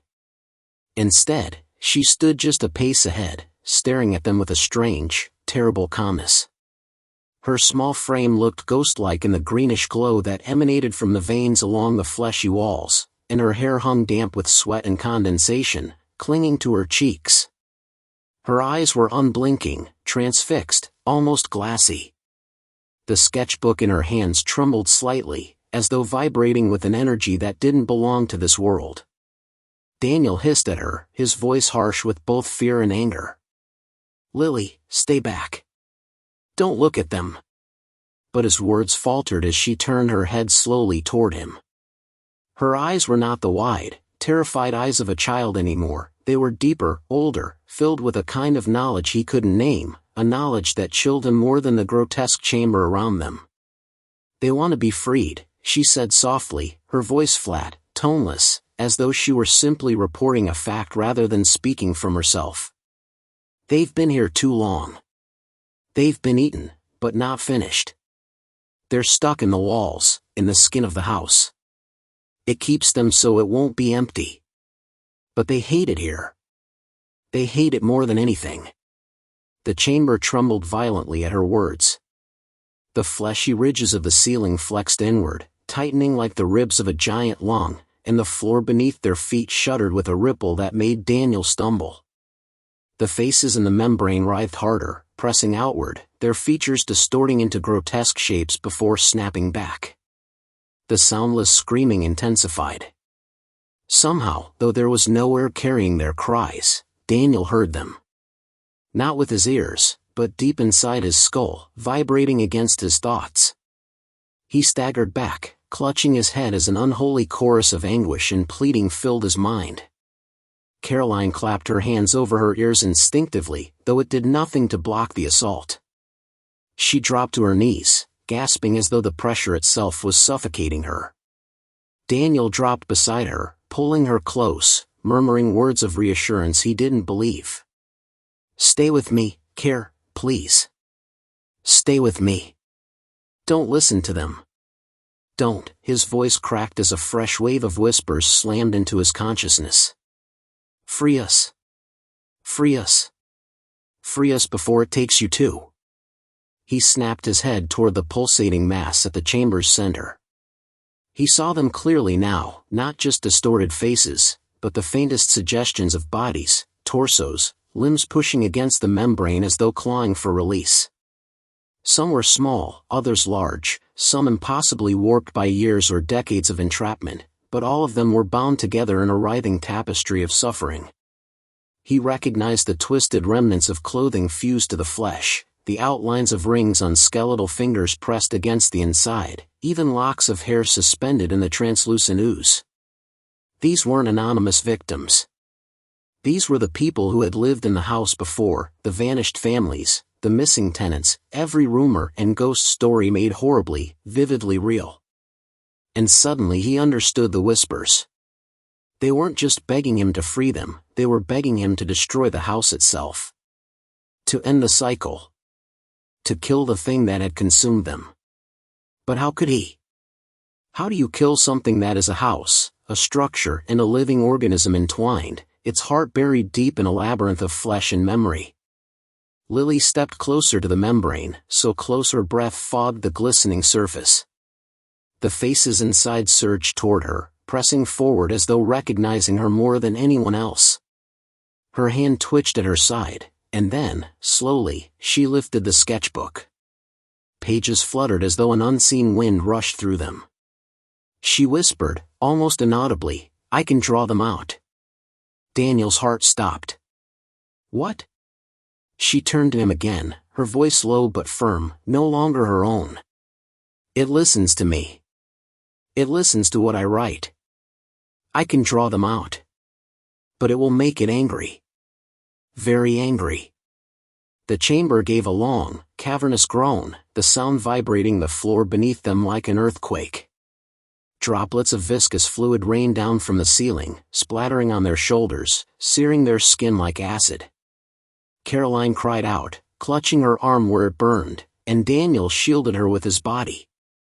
And Lily simply opened the sketchbook. The chamber seemed to hold its breath as Lily flipped open the sketchbook. Each page fluttered as though caught in an invisible draft, but the air in the room was heavy and stagnant, clogged with the humid stench of rot. The sound wasn't paper brushing against paper, it was like skin peeling, a dry rasp that echoed unnaturally in the vast, pulsating space. Daniel watched, frozen, as his daughter's thin fingers hovered over the page. He wanted to shout, to wrench the book from her hands, to scream that she was meddling with something far too dangerous, but his voice wouldn't come. His throat was locked by the weight of the house's attention. He could feel it, an immense, suffocating presence pressing down on him from all sides, like the walls themselves were leaning in to watch. The faces in the membrane pressed closer, contorted with desperation, their silent screams swelling into Daniel's skull until his vision blurred. Their mouths stretched so wide their jaws looked ready to split apart, their eyes rolling with frantic urgency. It wasn't just noise anymore. It was command. It was plea. Draw us. Free us. Before it takes you to. Lily lowered her pencil to the page. Her movements were jerky at first, her wrists trembling, but soon something else took over. Her hand began to glide smoothly, unnaturally, as though guided by a force she no longer controlled. The graphite scratched across the paper, sharp and quick, leaving behind shapes that weren't just drawings but living echoes, skeletal outlines of faces with hollow eyes and distorted mouths. They emerged from her hand in a frenzy, faster than Daniel thought possible, each stroke tearing through the silence with an urgency that made the chamber itself quiver. Daniel reached forward instinctively, his hand hovering inches from the book, but he couldn't bring himself to touch it. A prickling heat radiated from the pages, making his skin crawl as though thousands of tiny legs were skittering across it. He realized then that this wasn't simply sketching, it was siphoning, pulling something intangible from the walls and funneling it into the paper. He watched as the first of the faces, the pale outline of a woman with hollow sockets where her eyes should have been, seemed to peel itself from the translucent membrane and sink into the page. The membrane responded violently. It bulged outward, rippling as though something inside had been torn away. A wet crack reverberated through the chamber, followed by a gush of dark, viscous fluid that splattered across the floor in a foul, steaming pool. The smell was overwhelming, copper and bile, like blood that had been left too long in the heat. Caroline gagged, clutching at Daniel's arm with feeble strength, her body trembling as though the sound itself was draining what little she had left. But Lily did not stop. Her eyes were fixed on the page, unblinking, her lips slightly parted. She looked almost entranced, her hand moving faster and faster, sketching one grotesque face after another. And each time the pencil carved into the paper, another figure ripped itself from the wall and sank screaming into her book. Daniel couldn't understand why, but he knew with every instinct screaming in his body, that they were not being freed. They were being transferred. Collected. The house howled in agony, but beneath that suffering was another sound, laughter, faint and guttural, as though echoing from deep within the structure's marrow. The chamber convulsed, and the fleshy floor beneath them heaved so violently that Daniel lost his balance. He pulled Caroline against him, clutching her limp form, as the walls rippled inward like the stomach of some great beast cramping around its meal. The veins along the surface glowed brighter, casting the chamber in a grotesque green light that made every shadow writhe as though alive. From deep within the walls came the unmistakable sound of bones snapping, one after another, like dry twigs breaking beneath an unseen weight. Lily! Daniel finally found his voice, raw and cracking with terror. "Stop! You don't know what you're doing." But Lily didn't even flinch. Her hand blurred across the paper, faster than any human could draw, filling page after page with grotesque faces that seemed to scream silently at him from their prison of graphite. Her small frame shook violently as though the force guiding her hand was too great for her body to contain, but still she didn't stop. Her voice came then, but it wasn't her own. It was layered, thousands of voices speaking through her, deep and shallow, male and female, human and something far worse. They do not want freedom. They want a vessel. The words struck Daniel like a physical blow. He stared at her, his mind spinning, barely able to process. A vessel. Not escape. They weren't asking for rescue, they were demanding transfer. And Lily was the conduit. The chamber roared in response. The walls split open in jagged seams, gushing thick streams of dark ichor that cascaded to the ground in torrents. The faces trapped within the flesh twisted and contorted, half ripped away, their features dissolving into wet smears as Lily's pencil imprisoned them in her book. The groaning of the house grew unbearable, a grinding shriek that rattled his teeth and pierced the marrow of his bones. Daniel clutched Caroline tighter, her body slack against him, and screamed again. "Lily! Please! You'll kill yourself." But Lily didn't look up. Her final stroke tore across the page like a blade, and with it, the largest figure yet wrenched itself free from the membrane. The chamber shook as if struck by a giant's fist. The lights within the veins dimmed to near blackness, then flared again, brighter, searing, like the house was lashing out in blind fury. The face pressing into her page was enormous, grotesque, half-human, half-nightmare, its features stretched to breaking. When it finally sank into the paper, the chamber let out a noise so deafening it was like being inside a thunderclap. And then, silence. The walls sagged inward, pulsing weakly like a dying heart. The membrane was nearly empty now, hollow, sagging in folds of flesh that twitched feebly. Lily lowered the sketchbook slowly, her chest heaving, her face pale and slick with sweat. For a moment, Daniel thought she would collapse. Then she looked up, her eyes catching his. But they weren't Lily's eyes anymore. They were black. Entirely black. The book in her hands pulsed once, a dull throb, like another heart had begun beating within it. Unbearable moment, no one moved. The silence in the chamber was not the kind of silence that brought relief, it was the kind that weighed heavily, pressing into the lungs until breathing became an act of willpower. Daniel's chest rose and fell with ragged effort, each breath scraping like sandpaper against the rawness of his throat. Caroline stirred faintly in his arms, but her strength was almost gone. She was little more than a husk, her skin clammy, her lips cracked and colorless. Yet Daniel hardly noticed her weakening form, because all of his attention, every ounce of it, was riveted on Lily. She stood before him clutching the sketchbook like a sacred relic, her small shoulders trembling, her face pale and damp with sweat. But her eyes were no longer hers. The warm, curious gaze of his daughter had vanished entirely. In its place were two bottomless voids, black and shining, reflecting nothing but swallowing everything, as though the universe itself had decided to peek through her sockets. The sketchbook seemed alive in her hands. It pulsed in slow, rhythmic throbs, the cover subtly rising and falling, the pages swelling as if they were lungs drawing breath. Each pulse sent a ripple up Lily's arms, her skin shivering as though something inside the book was sending tendrils into her bloodstream. Daniel saw faint shadows move beneath the surface of her skin, quick flickers that darted up her wrists and disappeared into the veins of her forearms.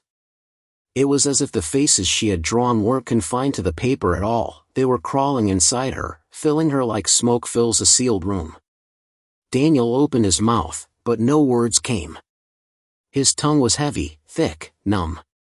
He wanted to call out her name, to demand the house release her, to beg for this nightmare to end, but the words refused to cross the threshold of his lips. Instead, a soundless plea tore through his mind, please, not her. Take me, not her. Lily finally blinked, a slow, deliberate movement that only made the alien blackness of her eyes more apparent. When she spoke, her voice was layered again, a chorus of countless tones all speaking through her small frame. It was deep and guttural, yet high and shrill, a symphony of agony and hunger braided together into something that rattled Daniel's bones. It is not enough to feed. It must carry. A house cannot walk. A house cannot spread. But a vessel, her head tilted unnaturally, the bones in her neck cracking with the movement, a vessel can take us anywhere. Daniel's heart lurched in his chest, and in that instant, the truth snapped into focus with a clarity so sharp it felt like a blade cutting across his mind. The house wasn't merely alive. It wasn't simply feeding on its residents like a parasite. It was incubating. Every family it had consumed, every soul it had swallowed, was never meant to simply vanish. They were seeds, nutrients, waiting for the right moment, waiting for the right vessel strong enough, or innocent enough, to carry the infestation beyond the walls. And his daughter, his little Lily, had become the perfect host.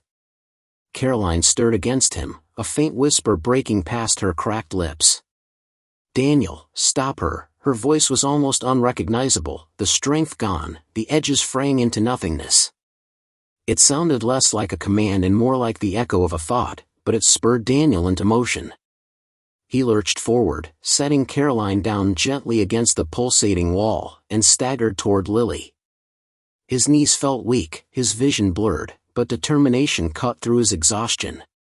His hands reached for the sketchbook, desperate to tear it from her grasp, to burn it, rip it, anything, but the moment his fingertips brushed the cover, agony shot through his body. It wasn't just pain. It was everything. A flood of memories not his own roared into his skull, flashes of people he had never met, screams of strangers echoing in his ears, the weight of 100 deaths pressing into his chest. He saw children suffocating in their beds, their faces twisted into silent cries as the walls absorbed them. He saw men clawing at doors that shrank before their eyes, their nails ripping away as the wood melted into flesh. He saw women dragged into walls by unseen mouths, their last expressions etched forever in frozen terror. And then he saw himself, his face reflected in Lily's ink-black eyes, distorted and stretched as though his very soul was already being sketched onto one of those cursed pages. He ripped his hand back, gasping, stumbling several steps.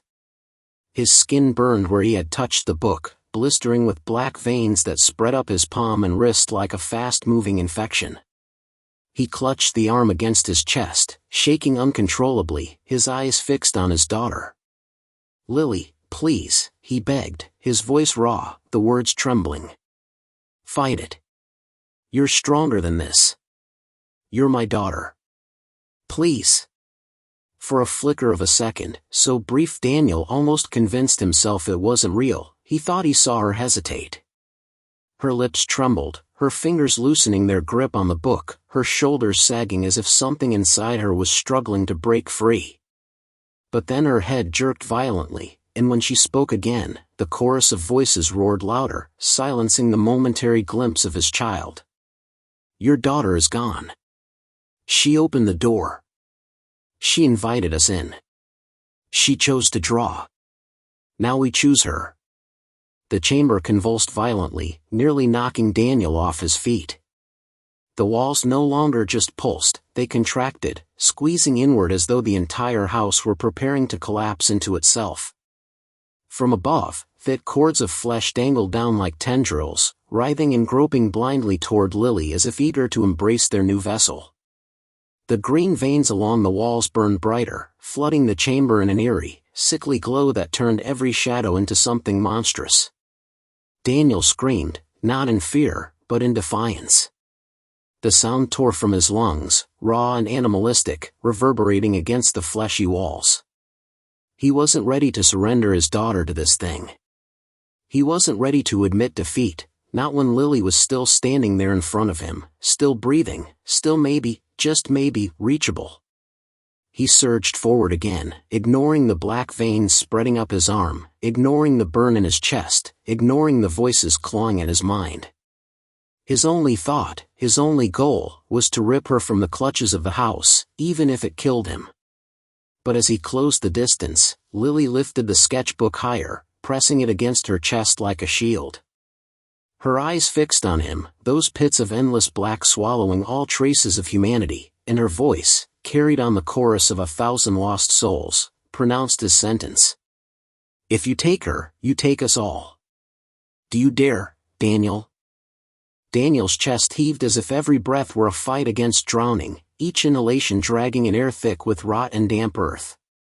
The chamber around him seemed to pulse in rhythm with his frantic heartbeat, the walls slick with a sheen of moisture that gleamed under the unnatural glow bleeding from the green veins.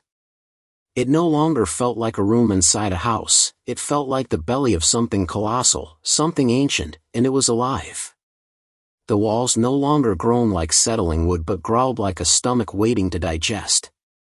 The tendrils that hung from the ceiling swayed with a nauseating rhythm, dripping strings of black ichor that hissed where they landed, eating into the floor with a faint sizzle. Daniel's boots stuck to the pulpy surface beneath him as he shifted forward, each step accompanied by a wet suction that felt like the floor was reluctant to release him. He wanted to gag, but fear pressed harder against his throat, locking every sound inside his chest. Lily stood at the center of it all, the sketchbook pressed tight against her heart as though it were more vital than her own life. The tendrils above quivered, hovering over her in anticipation, lowering inch by inch, as though waiting for her to command them. Her small frame was illuminated in that otherworldly glow, and for one devastating second, Daniel saw her not as his daughter but as the nucleus of this thing, the center of a web from which everything radiated. Her body was trembling, not in fear, not in exhaustion, but in a grotesque harmony with the house itself. Every twitch of her shoulders, every shiver in her hands, matched the convulsions of the walls. She was sinking with it, becoming it, and Daniel's stomach turned ice cold at the realization, the house wasn't simply taking her memories or her body. It was merging with her. His mind screamed for him to rush forward, to tear the sketchbook from her grasp, to wrap his arms around her and shake her until she remembered who she was. But another part of him, the small rational sliver that hadn't been smothered by fear, whispered that if he touched that book again, he might not come back. The black veins had already spread up his forearm, pulsing beneath his skin like tiny worms, each beat of his heart feeding them farther into his bloodstream. His hand tingled with numbness, then burned, then went cold again, as though the infection couldn't decide whether to freeze him or incinerate him. If he gave the book another opening, it wouldn't just scar his flesh, it would hollow him out completely. Still, his gaze locked on Lily's face, searching for some trace of his daughter beneath the shadow that had taken root there. For a fleeting moment, he swore he saw it, the corners of her mouth trembling, her brows knitting together, her lips quivering as though they wanted to form his name. He thought he saw her chest hitch, the way it always did when she tried not to cry. Hope stabbed through him, sudden and sharp, but it was smothered almost immediately when her lips parted and the chorus of voices poured out once more, drowning her entirely. "She is chosen," the voices hissed in layered tones, deep and shrill all at once, reverberating through the walls. "She is vessel. She carries what others could not. Through her, we are unbound." The chamber shook violently at those words, a thunderous crack echoing from deep within the foundation. Chunks of plaster would rain down from above, though no ceiling beams were visible anymore, only glistening flesh and twisting veins. The house was breaking itself apart, peeling back the pretense of being a home, revealing its true nature. It had no walls anymore, only ribs. It had no roof, only a cavernous maw. Daniel stumbled but didn't fall. He couldn't afford to. Every nerve in his body screamed at him to flee, but his heart hammered with one truth: if he left now, if he surrendered, Lily would be gone forever. Caroline's faint voice reached him from behind, weak as candlelight on the edge of being snuffed out. Daniel, it was all she could manage, but it was enough to ignite something deep in him. He wasn't just fighting for Lily anymore. He was fighting for all of them, for every family swallowed before, for every voice screaming from the sketchbook's pages. He was fighting to end this. He straightened, clenching his teeth, and forced his voice past the knot in his throat. "You don't own her." His words cracked, but the defiance behind them filled the chamber, echoing against the living walls.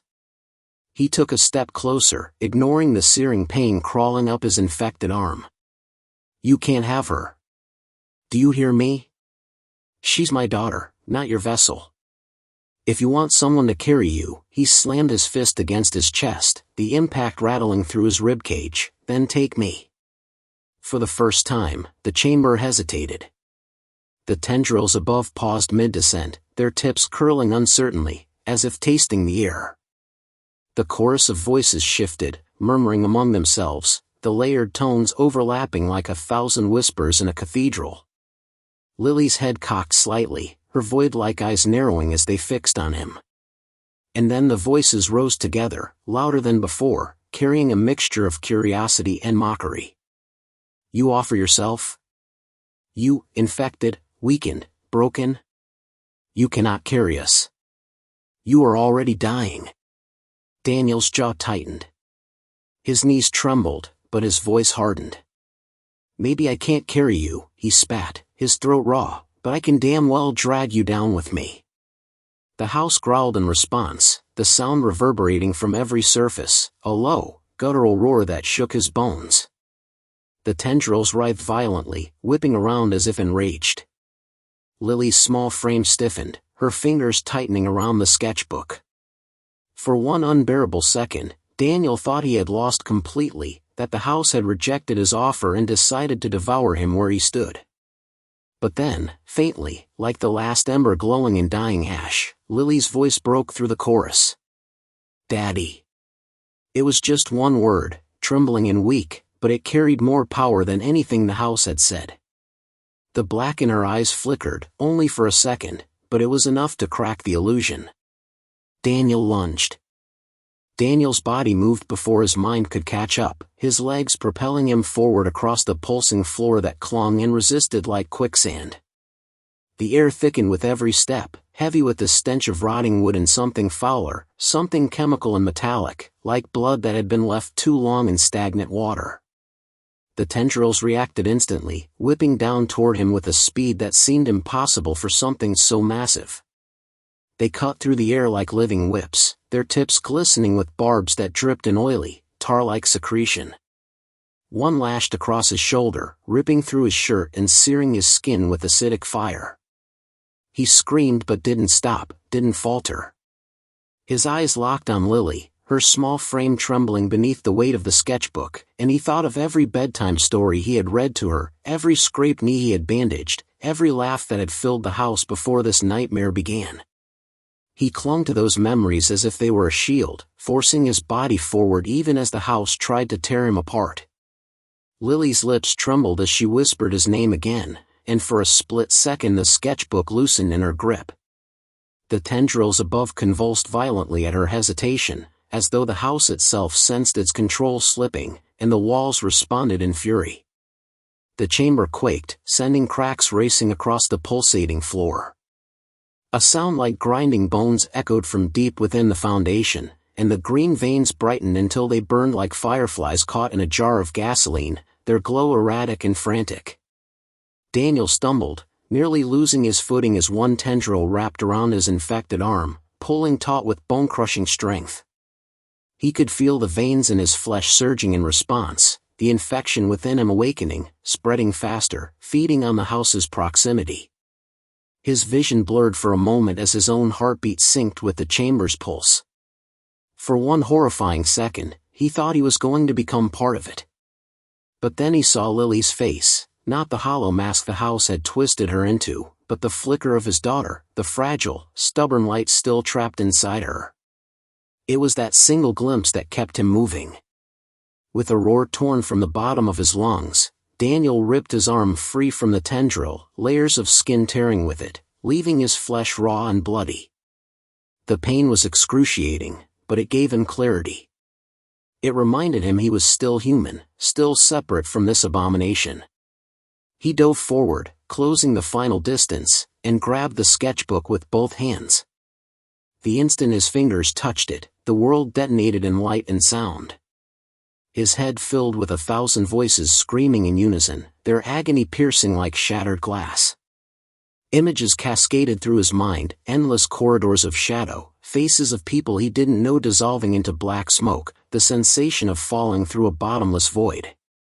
He saw houses devouring families across centuries, stretching their roots through generations, consuming entire bloodlines. He saw every owner swallowed, their lives recorded page by page, their bodies absorbed until nothing remained but whispers in the walls. The book wasn't just a record. It was a mouth. And now it was biting down on him with ravenous hunger. But Daniel refused to let go. He planted his feet against the floor that squelched beneath him and pulled with all his strength, yanking the sketchbook from Lily's grasp. She cried out, a sound torn between pain and relief, and collapsed to her knees as the tendrils above shrieked in a chorus of rage. The book pulsed in Daniel's grip, fighting him like a living organ, its cover warping and twisting as if it wanted to slither free. His infected arm flared with pain, the veins bulging and spreading across his chest, crawling up his neck like black ivy. He knew he didn't have long. If he held on, the house would consume him. But if he let go, it would reclaim Lily and finish what it had started. Not her, Daniel growled through clenched teeth, his voice ragged, his entire body trembling. Not my daughter. Take me instead. The voices inside the book howled in fury, but beneath their chaos, another sound emerged, Lily's voice, faint but steady, breaking through like sunlight in a storm. Daddy, don't let it win. Her small hands, trembling but determined, reached up and pressed against his uninfected arm. That single touch reignited something in him, something stronger than the fear, stronger than the infection burrowing through his veins. It was love, raw and relentless, and he let it fuel him like a fire. The house roared one final time, the sound shaking the walls until cracks split wide, exposing the skeletal structure beneath. Tendrils lashed at him in a frenzy, gouging his flesh, wrapping around his legs, trying to drag him down into the pulsing floor. But Daniel held fast. He ripped the book open with a violent motion, tearing its spine apart, and the scream that followed was like nothing human. A cyclone of shadows erupted, spiraling upward, faces stretching and twisting within the storm as they shrieked in agony. The entire chamber convulsed, the floor heaving like the belly of a dying beast. And then, the light went out. The green glow vanished. The tendrils collapsed lifelessly, twitching once before going still. The voices fell silent, leaving only the echo of Daniel's ragged breathing and Lily's quiet sobs. For the first time since they had entered this house, there was silence. Heavy, suffocating silence. But Daniel knew it wasn't over. Because the infection in his arm still pulsed, stronger than ever, spreading into his chest like fire through dry timber. And when he looked down at the torn remnants of the sketchbook, its pages shredded and blackened, he saw one final line scrawled across the paper in letters that burned like coal. The house must eat. If not her, then you. Daniel staggered back, his chest heaving, the book's ruined pages crumbling in his grip like burnt leaves. Every muscle screamed, every wound throbbed, yet it was the fire beneath his skin that terrified him most. The infection was no longer creeping, it was surging, flowing through him as if the house itself had forced its way into his bloodstream. His right arm, swollen and mottled with darkened veins, felt alien, as though it belonged to something else. Each pulse of his heart carried the house deeper into him, rewriting his body, stitching him into its hungry architecture. He clutched at his chest, trying to breathe past the suffocating heat, but his lungs seemed to burn with every gasp, filling with the same damp, musty air that coated the walls around them. The silence that followed the collapse of the chamber was unbearable, the kind of silence that pressed down like an unseen weight, broken only by Lily's shaky breathing and the soft drip of something unseen in the shadows. The ruined tendrils twitched once, then stilled entirely, and Daniel realized that for the first time, the house wasn't moving. It was waiting. Waiting for him. He knew with absolute certainty what it meant. If the house could no longer consume his daughter, then it would claim him. Lily crawled toward him, her small frame shaking, her face pale with exhaustion but her eyes still bright with stubborn resolve. She reached for him again, her hand trembling as it brushed the back of his ruined arm, but he jerked away instinctively, afraid of what she might feel beneath his skin. He could feel the tendrils inside him now, threading through his muscles, wrapping around his bones, curling like roots around a foundation. It was as though the house was no longer outside them, it was inside him, burrowing deeper with every beat of his heart. His stomach churned, and when he coughed, a thick, dark fluid splattered onto the pulsating floor beneath him. Lily's sharp gasp echoed in the chamber, and he saw the horror in her eyes. Not because she feared him, but because she understood what he had just realized: the house wasn't going to let him leave. Daniel pressed his uninfected hand against the ground to steady himself, but even the floor seemed to shiver beneath his palm, as though it recognized him, as though it had already claimed him as one of its own. The chamber, once filled with monstrous motion, now stood eerily still, yet the air thrummed with quiet expectation. He could almost hear it whispering, not with words but with hunger, an invitation and a command rolled into one. It wanted him to surrender. To stop fighting. To let himself dissolve into its endless appetite. He looked up at Lily, tears stinging his eyes as he realized the truth: the only way she might escape this nightmare was if he gave himself over completely. His body trembled with the weight of the choice. He could run, dragging Lily with him, hoping the infection didn't consume him before they found an exit, or he could stay behind, let the house finish what it had started, and maybe, just maybe, the hunger would be satisfied enough to release her. But deep in his gut, he knew it wasn't that simple. This house had never been satisfied. It had swallowed generations, consumed families whole, and still it endured. Even if he gave himself up, what guarantee was there that Lily would be spared?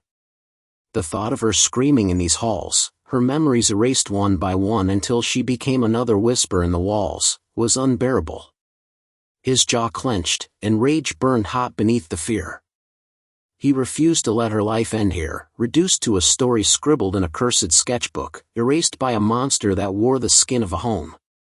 His body may have been failing, his blood may already be poisoned, but there had to be another way, something the house hadn't expected. His gaze flicked to the broken pages at his feet, the last line burning faintly against the ash-stained paper: the house must eat. If not her, then you. The words pulsed faintly, as if mocking him, as if daring him to defy the inevitable. Daniel's thoughts churned like a storm. If the house needed to eat, if it could only exist by feeding, then perhaps hunger was its weakness. Perhaps, like any predator, it could be starved. His eyes darted to Lily again, her hand clutched against her chest, the faint glow of the green veins that had once wrapped around her fading slowly now that the book was torn apart. Maybe the house had lost its grip on her. Maybe that meant there was still a chance. He rose shakily to his feet, ignoring the way the floor groaned beneath his weight, and pulled Lily up beside him. "Listen to me," he whispered, his voice raw, his throat thick with blood and dust. "We're not going to die here. Do you hear me? Not you. Not us. This thing thinks it owns us, but it doesn't. It can't. If it wants me, it's going to have to choke on me." Lily's eyes widened, tears brimming as she clutched his sleeve. "Daddy, you're scaring me." Her voice cracked, a tremor of fear and love mixed into every word.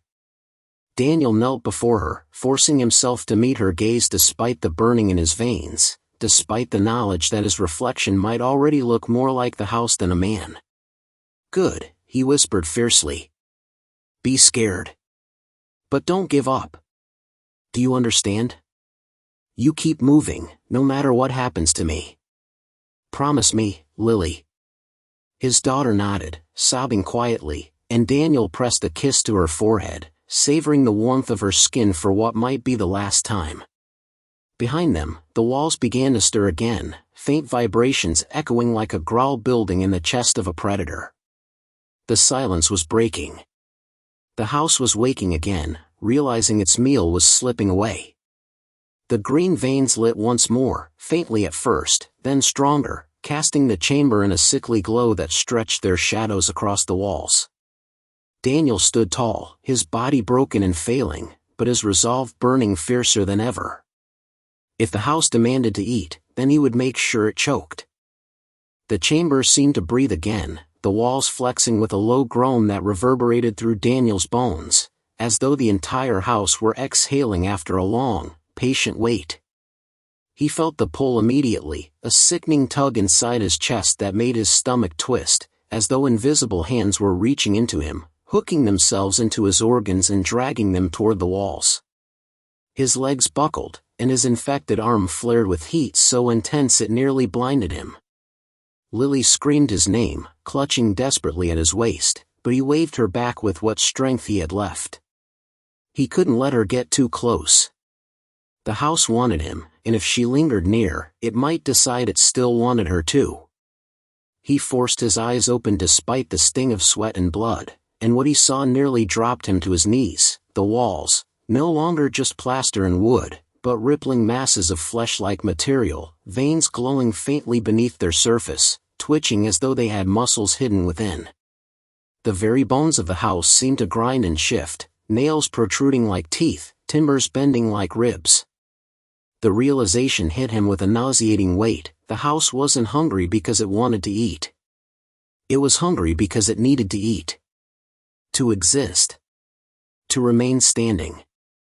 Without a meal, perhaps it could crumble. Perhaps its own appetite could destroy it. The thought rattled in his skull like a desperate prayer, the only sliver of hope he had left, but hope was dangerous here. Hope was what the house fed on when fear wasn't enough. He steadied himself, dragging Lily toward the fractured remnants of the chamber's archway, the jagged wood groaning as though reluctant to let them pass. Every step felt like trudging through thick water, the air pressing heavy and damp, the stench of mold and copper flooding his nostrils. The floor beneath them pulsed faintly, as though they were walking across the belly of something massive, alive, and waiting. "Don't stop," Daniel whispered hoarsely, his voice cracking under the strain. "No matter what you hear, no matter what happens, don't stop moving." Lily nodded, her small hand gripping his tightly, though he could feel her trembling, could feel how badly she wanted to collapse. She was just a child, yet she carried herself with a bravery that made his chest ache more than the infection ever could. She deserved more than this nightmare. She deserved to run in the sun, to laugh, to grow, to live. But the house had no intention of letting them slip away. As they staggered toward the corridor, the walls shuddered violently, and a deafening sound tore through the air, a sound like nails dragged across metal, like 100 chairs scraping against the floor all at once. The sound rattled Daniel's teeth, made his skull vibrate until his vision blurred. From the corner of his eye, he saw movement, shadows peeling themselves off the walls, stretching and twisting into grotesque forms that bore faint echoes of human silhouettes. They were the others, the remnants of those who had come before, reduced now to living stains, puppets of the house's will. Their heads lolled unnaturally, limbs dragging as they began to crawl toward Daniel and Lily, their eyes nothing but hollow sockets filled with a dim, green glow. He recognized one of them, the faint outline of a woman with a torn nightgown, her face slack but familiar from the portraits in the upstairs hall. Margaret Blackwell, the first owner's wife. Her lips moved, forming words that came out as a hiss of air, broken but clear enough to freeze Daniel's blood: "Feed it, or be nothing." Lily shrieked and pressed herself against Daniel's side, and for the briefest moment, he faltered. The pull to give in, to let himself collapse into those walls, to let the hunger consume him and end the struggle, nearly won. He imagined the relief of silence, of surrender. No more pain, no more fighting, just darkness and stillness. But then he felt Lily's nails digging into his hand, felt her desperate will clinging to him like a lifeline, and something inside him snapped, not with despair, but with fury. "No," he rasped, louder this time, his voice cracking but resolute. "You don't get her. You don't get us. He tightened his grip on Lily and dragged her forward, forcing his legs to move even as the floor buckled beneath them, even as the shadows lunged with skeletal hands reaching to drag them back.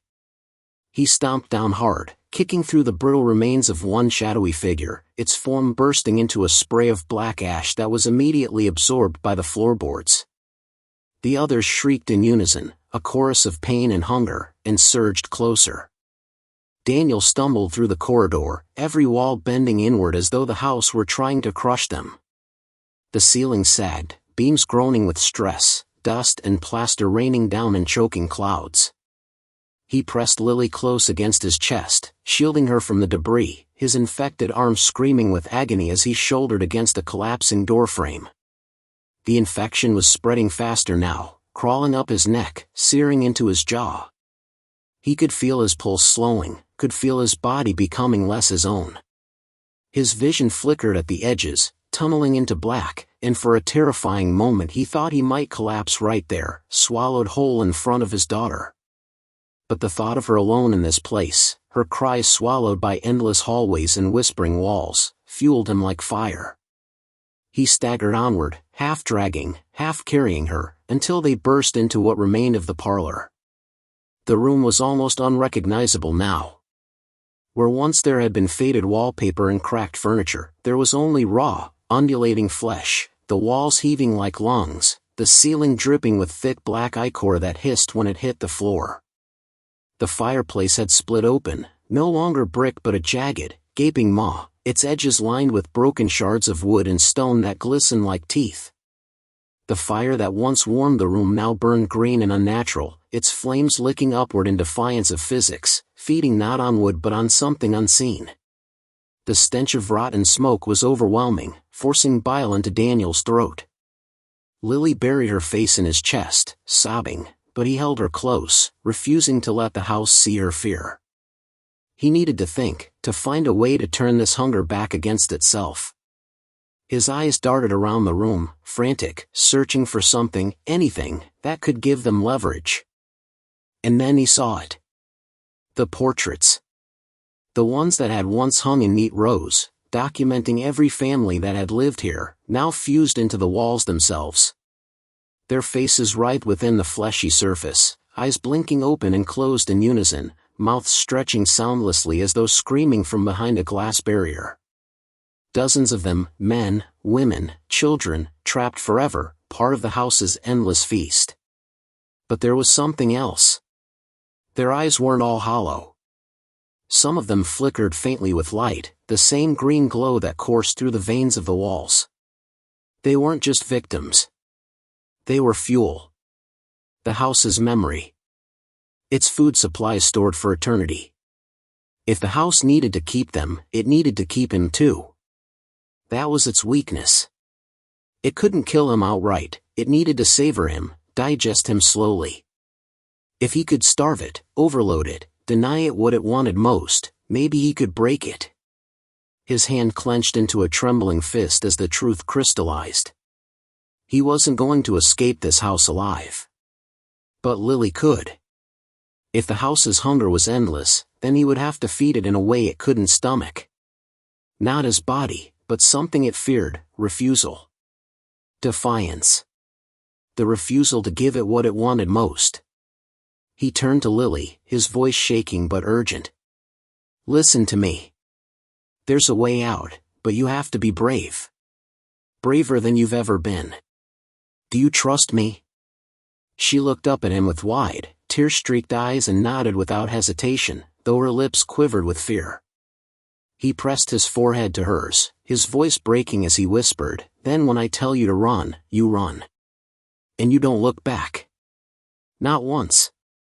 Promise me. The walls shuddered again, the portraits screaming in silence as the fire roared higher, the maw of the fireplace widening in anticipation. The house was growing impatient, its hunger boiling over. Daniel straightened, every muscle trembling, his body burning with infection, but his heart beating with a clarity sharper than any blade. He knew what he had to do. The parlor shook violently, walls rippling like water in a storm, as though the house itself had realized the defiance festering in Daniel's chest. The green glow pulsed brighter now, throbbing in the veins of the flesh-like walls, casting every corner into a sickly, nauseating light that made the room seem both impossibly vast and oppressively tight. The portraits, the trapped souls of generations, writhed in unison, their eyes blinking in eerie synchronization, following him and Lily with a hollow, unrelenting hunger. The smell of rot and burnt wood filled the air, clinging to his throat and lungs, making each breath a laborious task. Daniel's infection surged violently, veins blackening under his skin, pain radiating through every fiber of his being, yet he stood upright, every ounce of him vibrating with the tension of a man who knew the house wanted him, and only him. He was its last meal, its final delight, and it was starving. But for the first time, he realized the horror was not just its hunger, but its dependence. Without him, without his fear, without the thrill of consumption, it could not complete itself. He had leverage, but only if he could endure long enough to use it.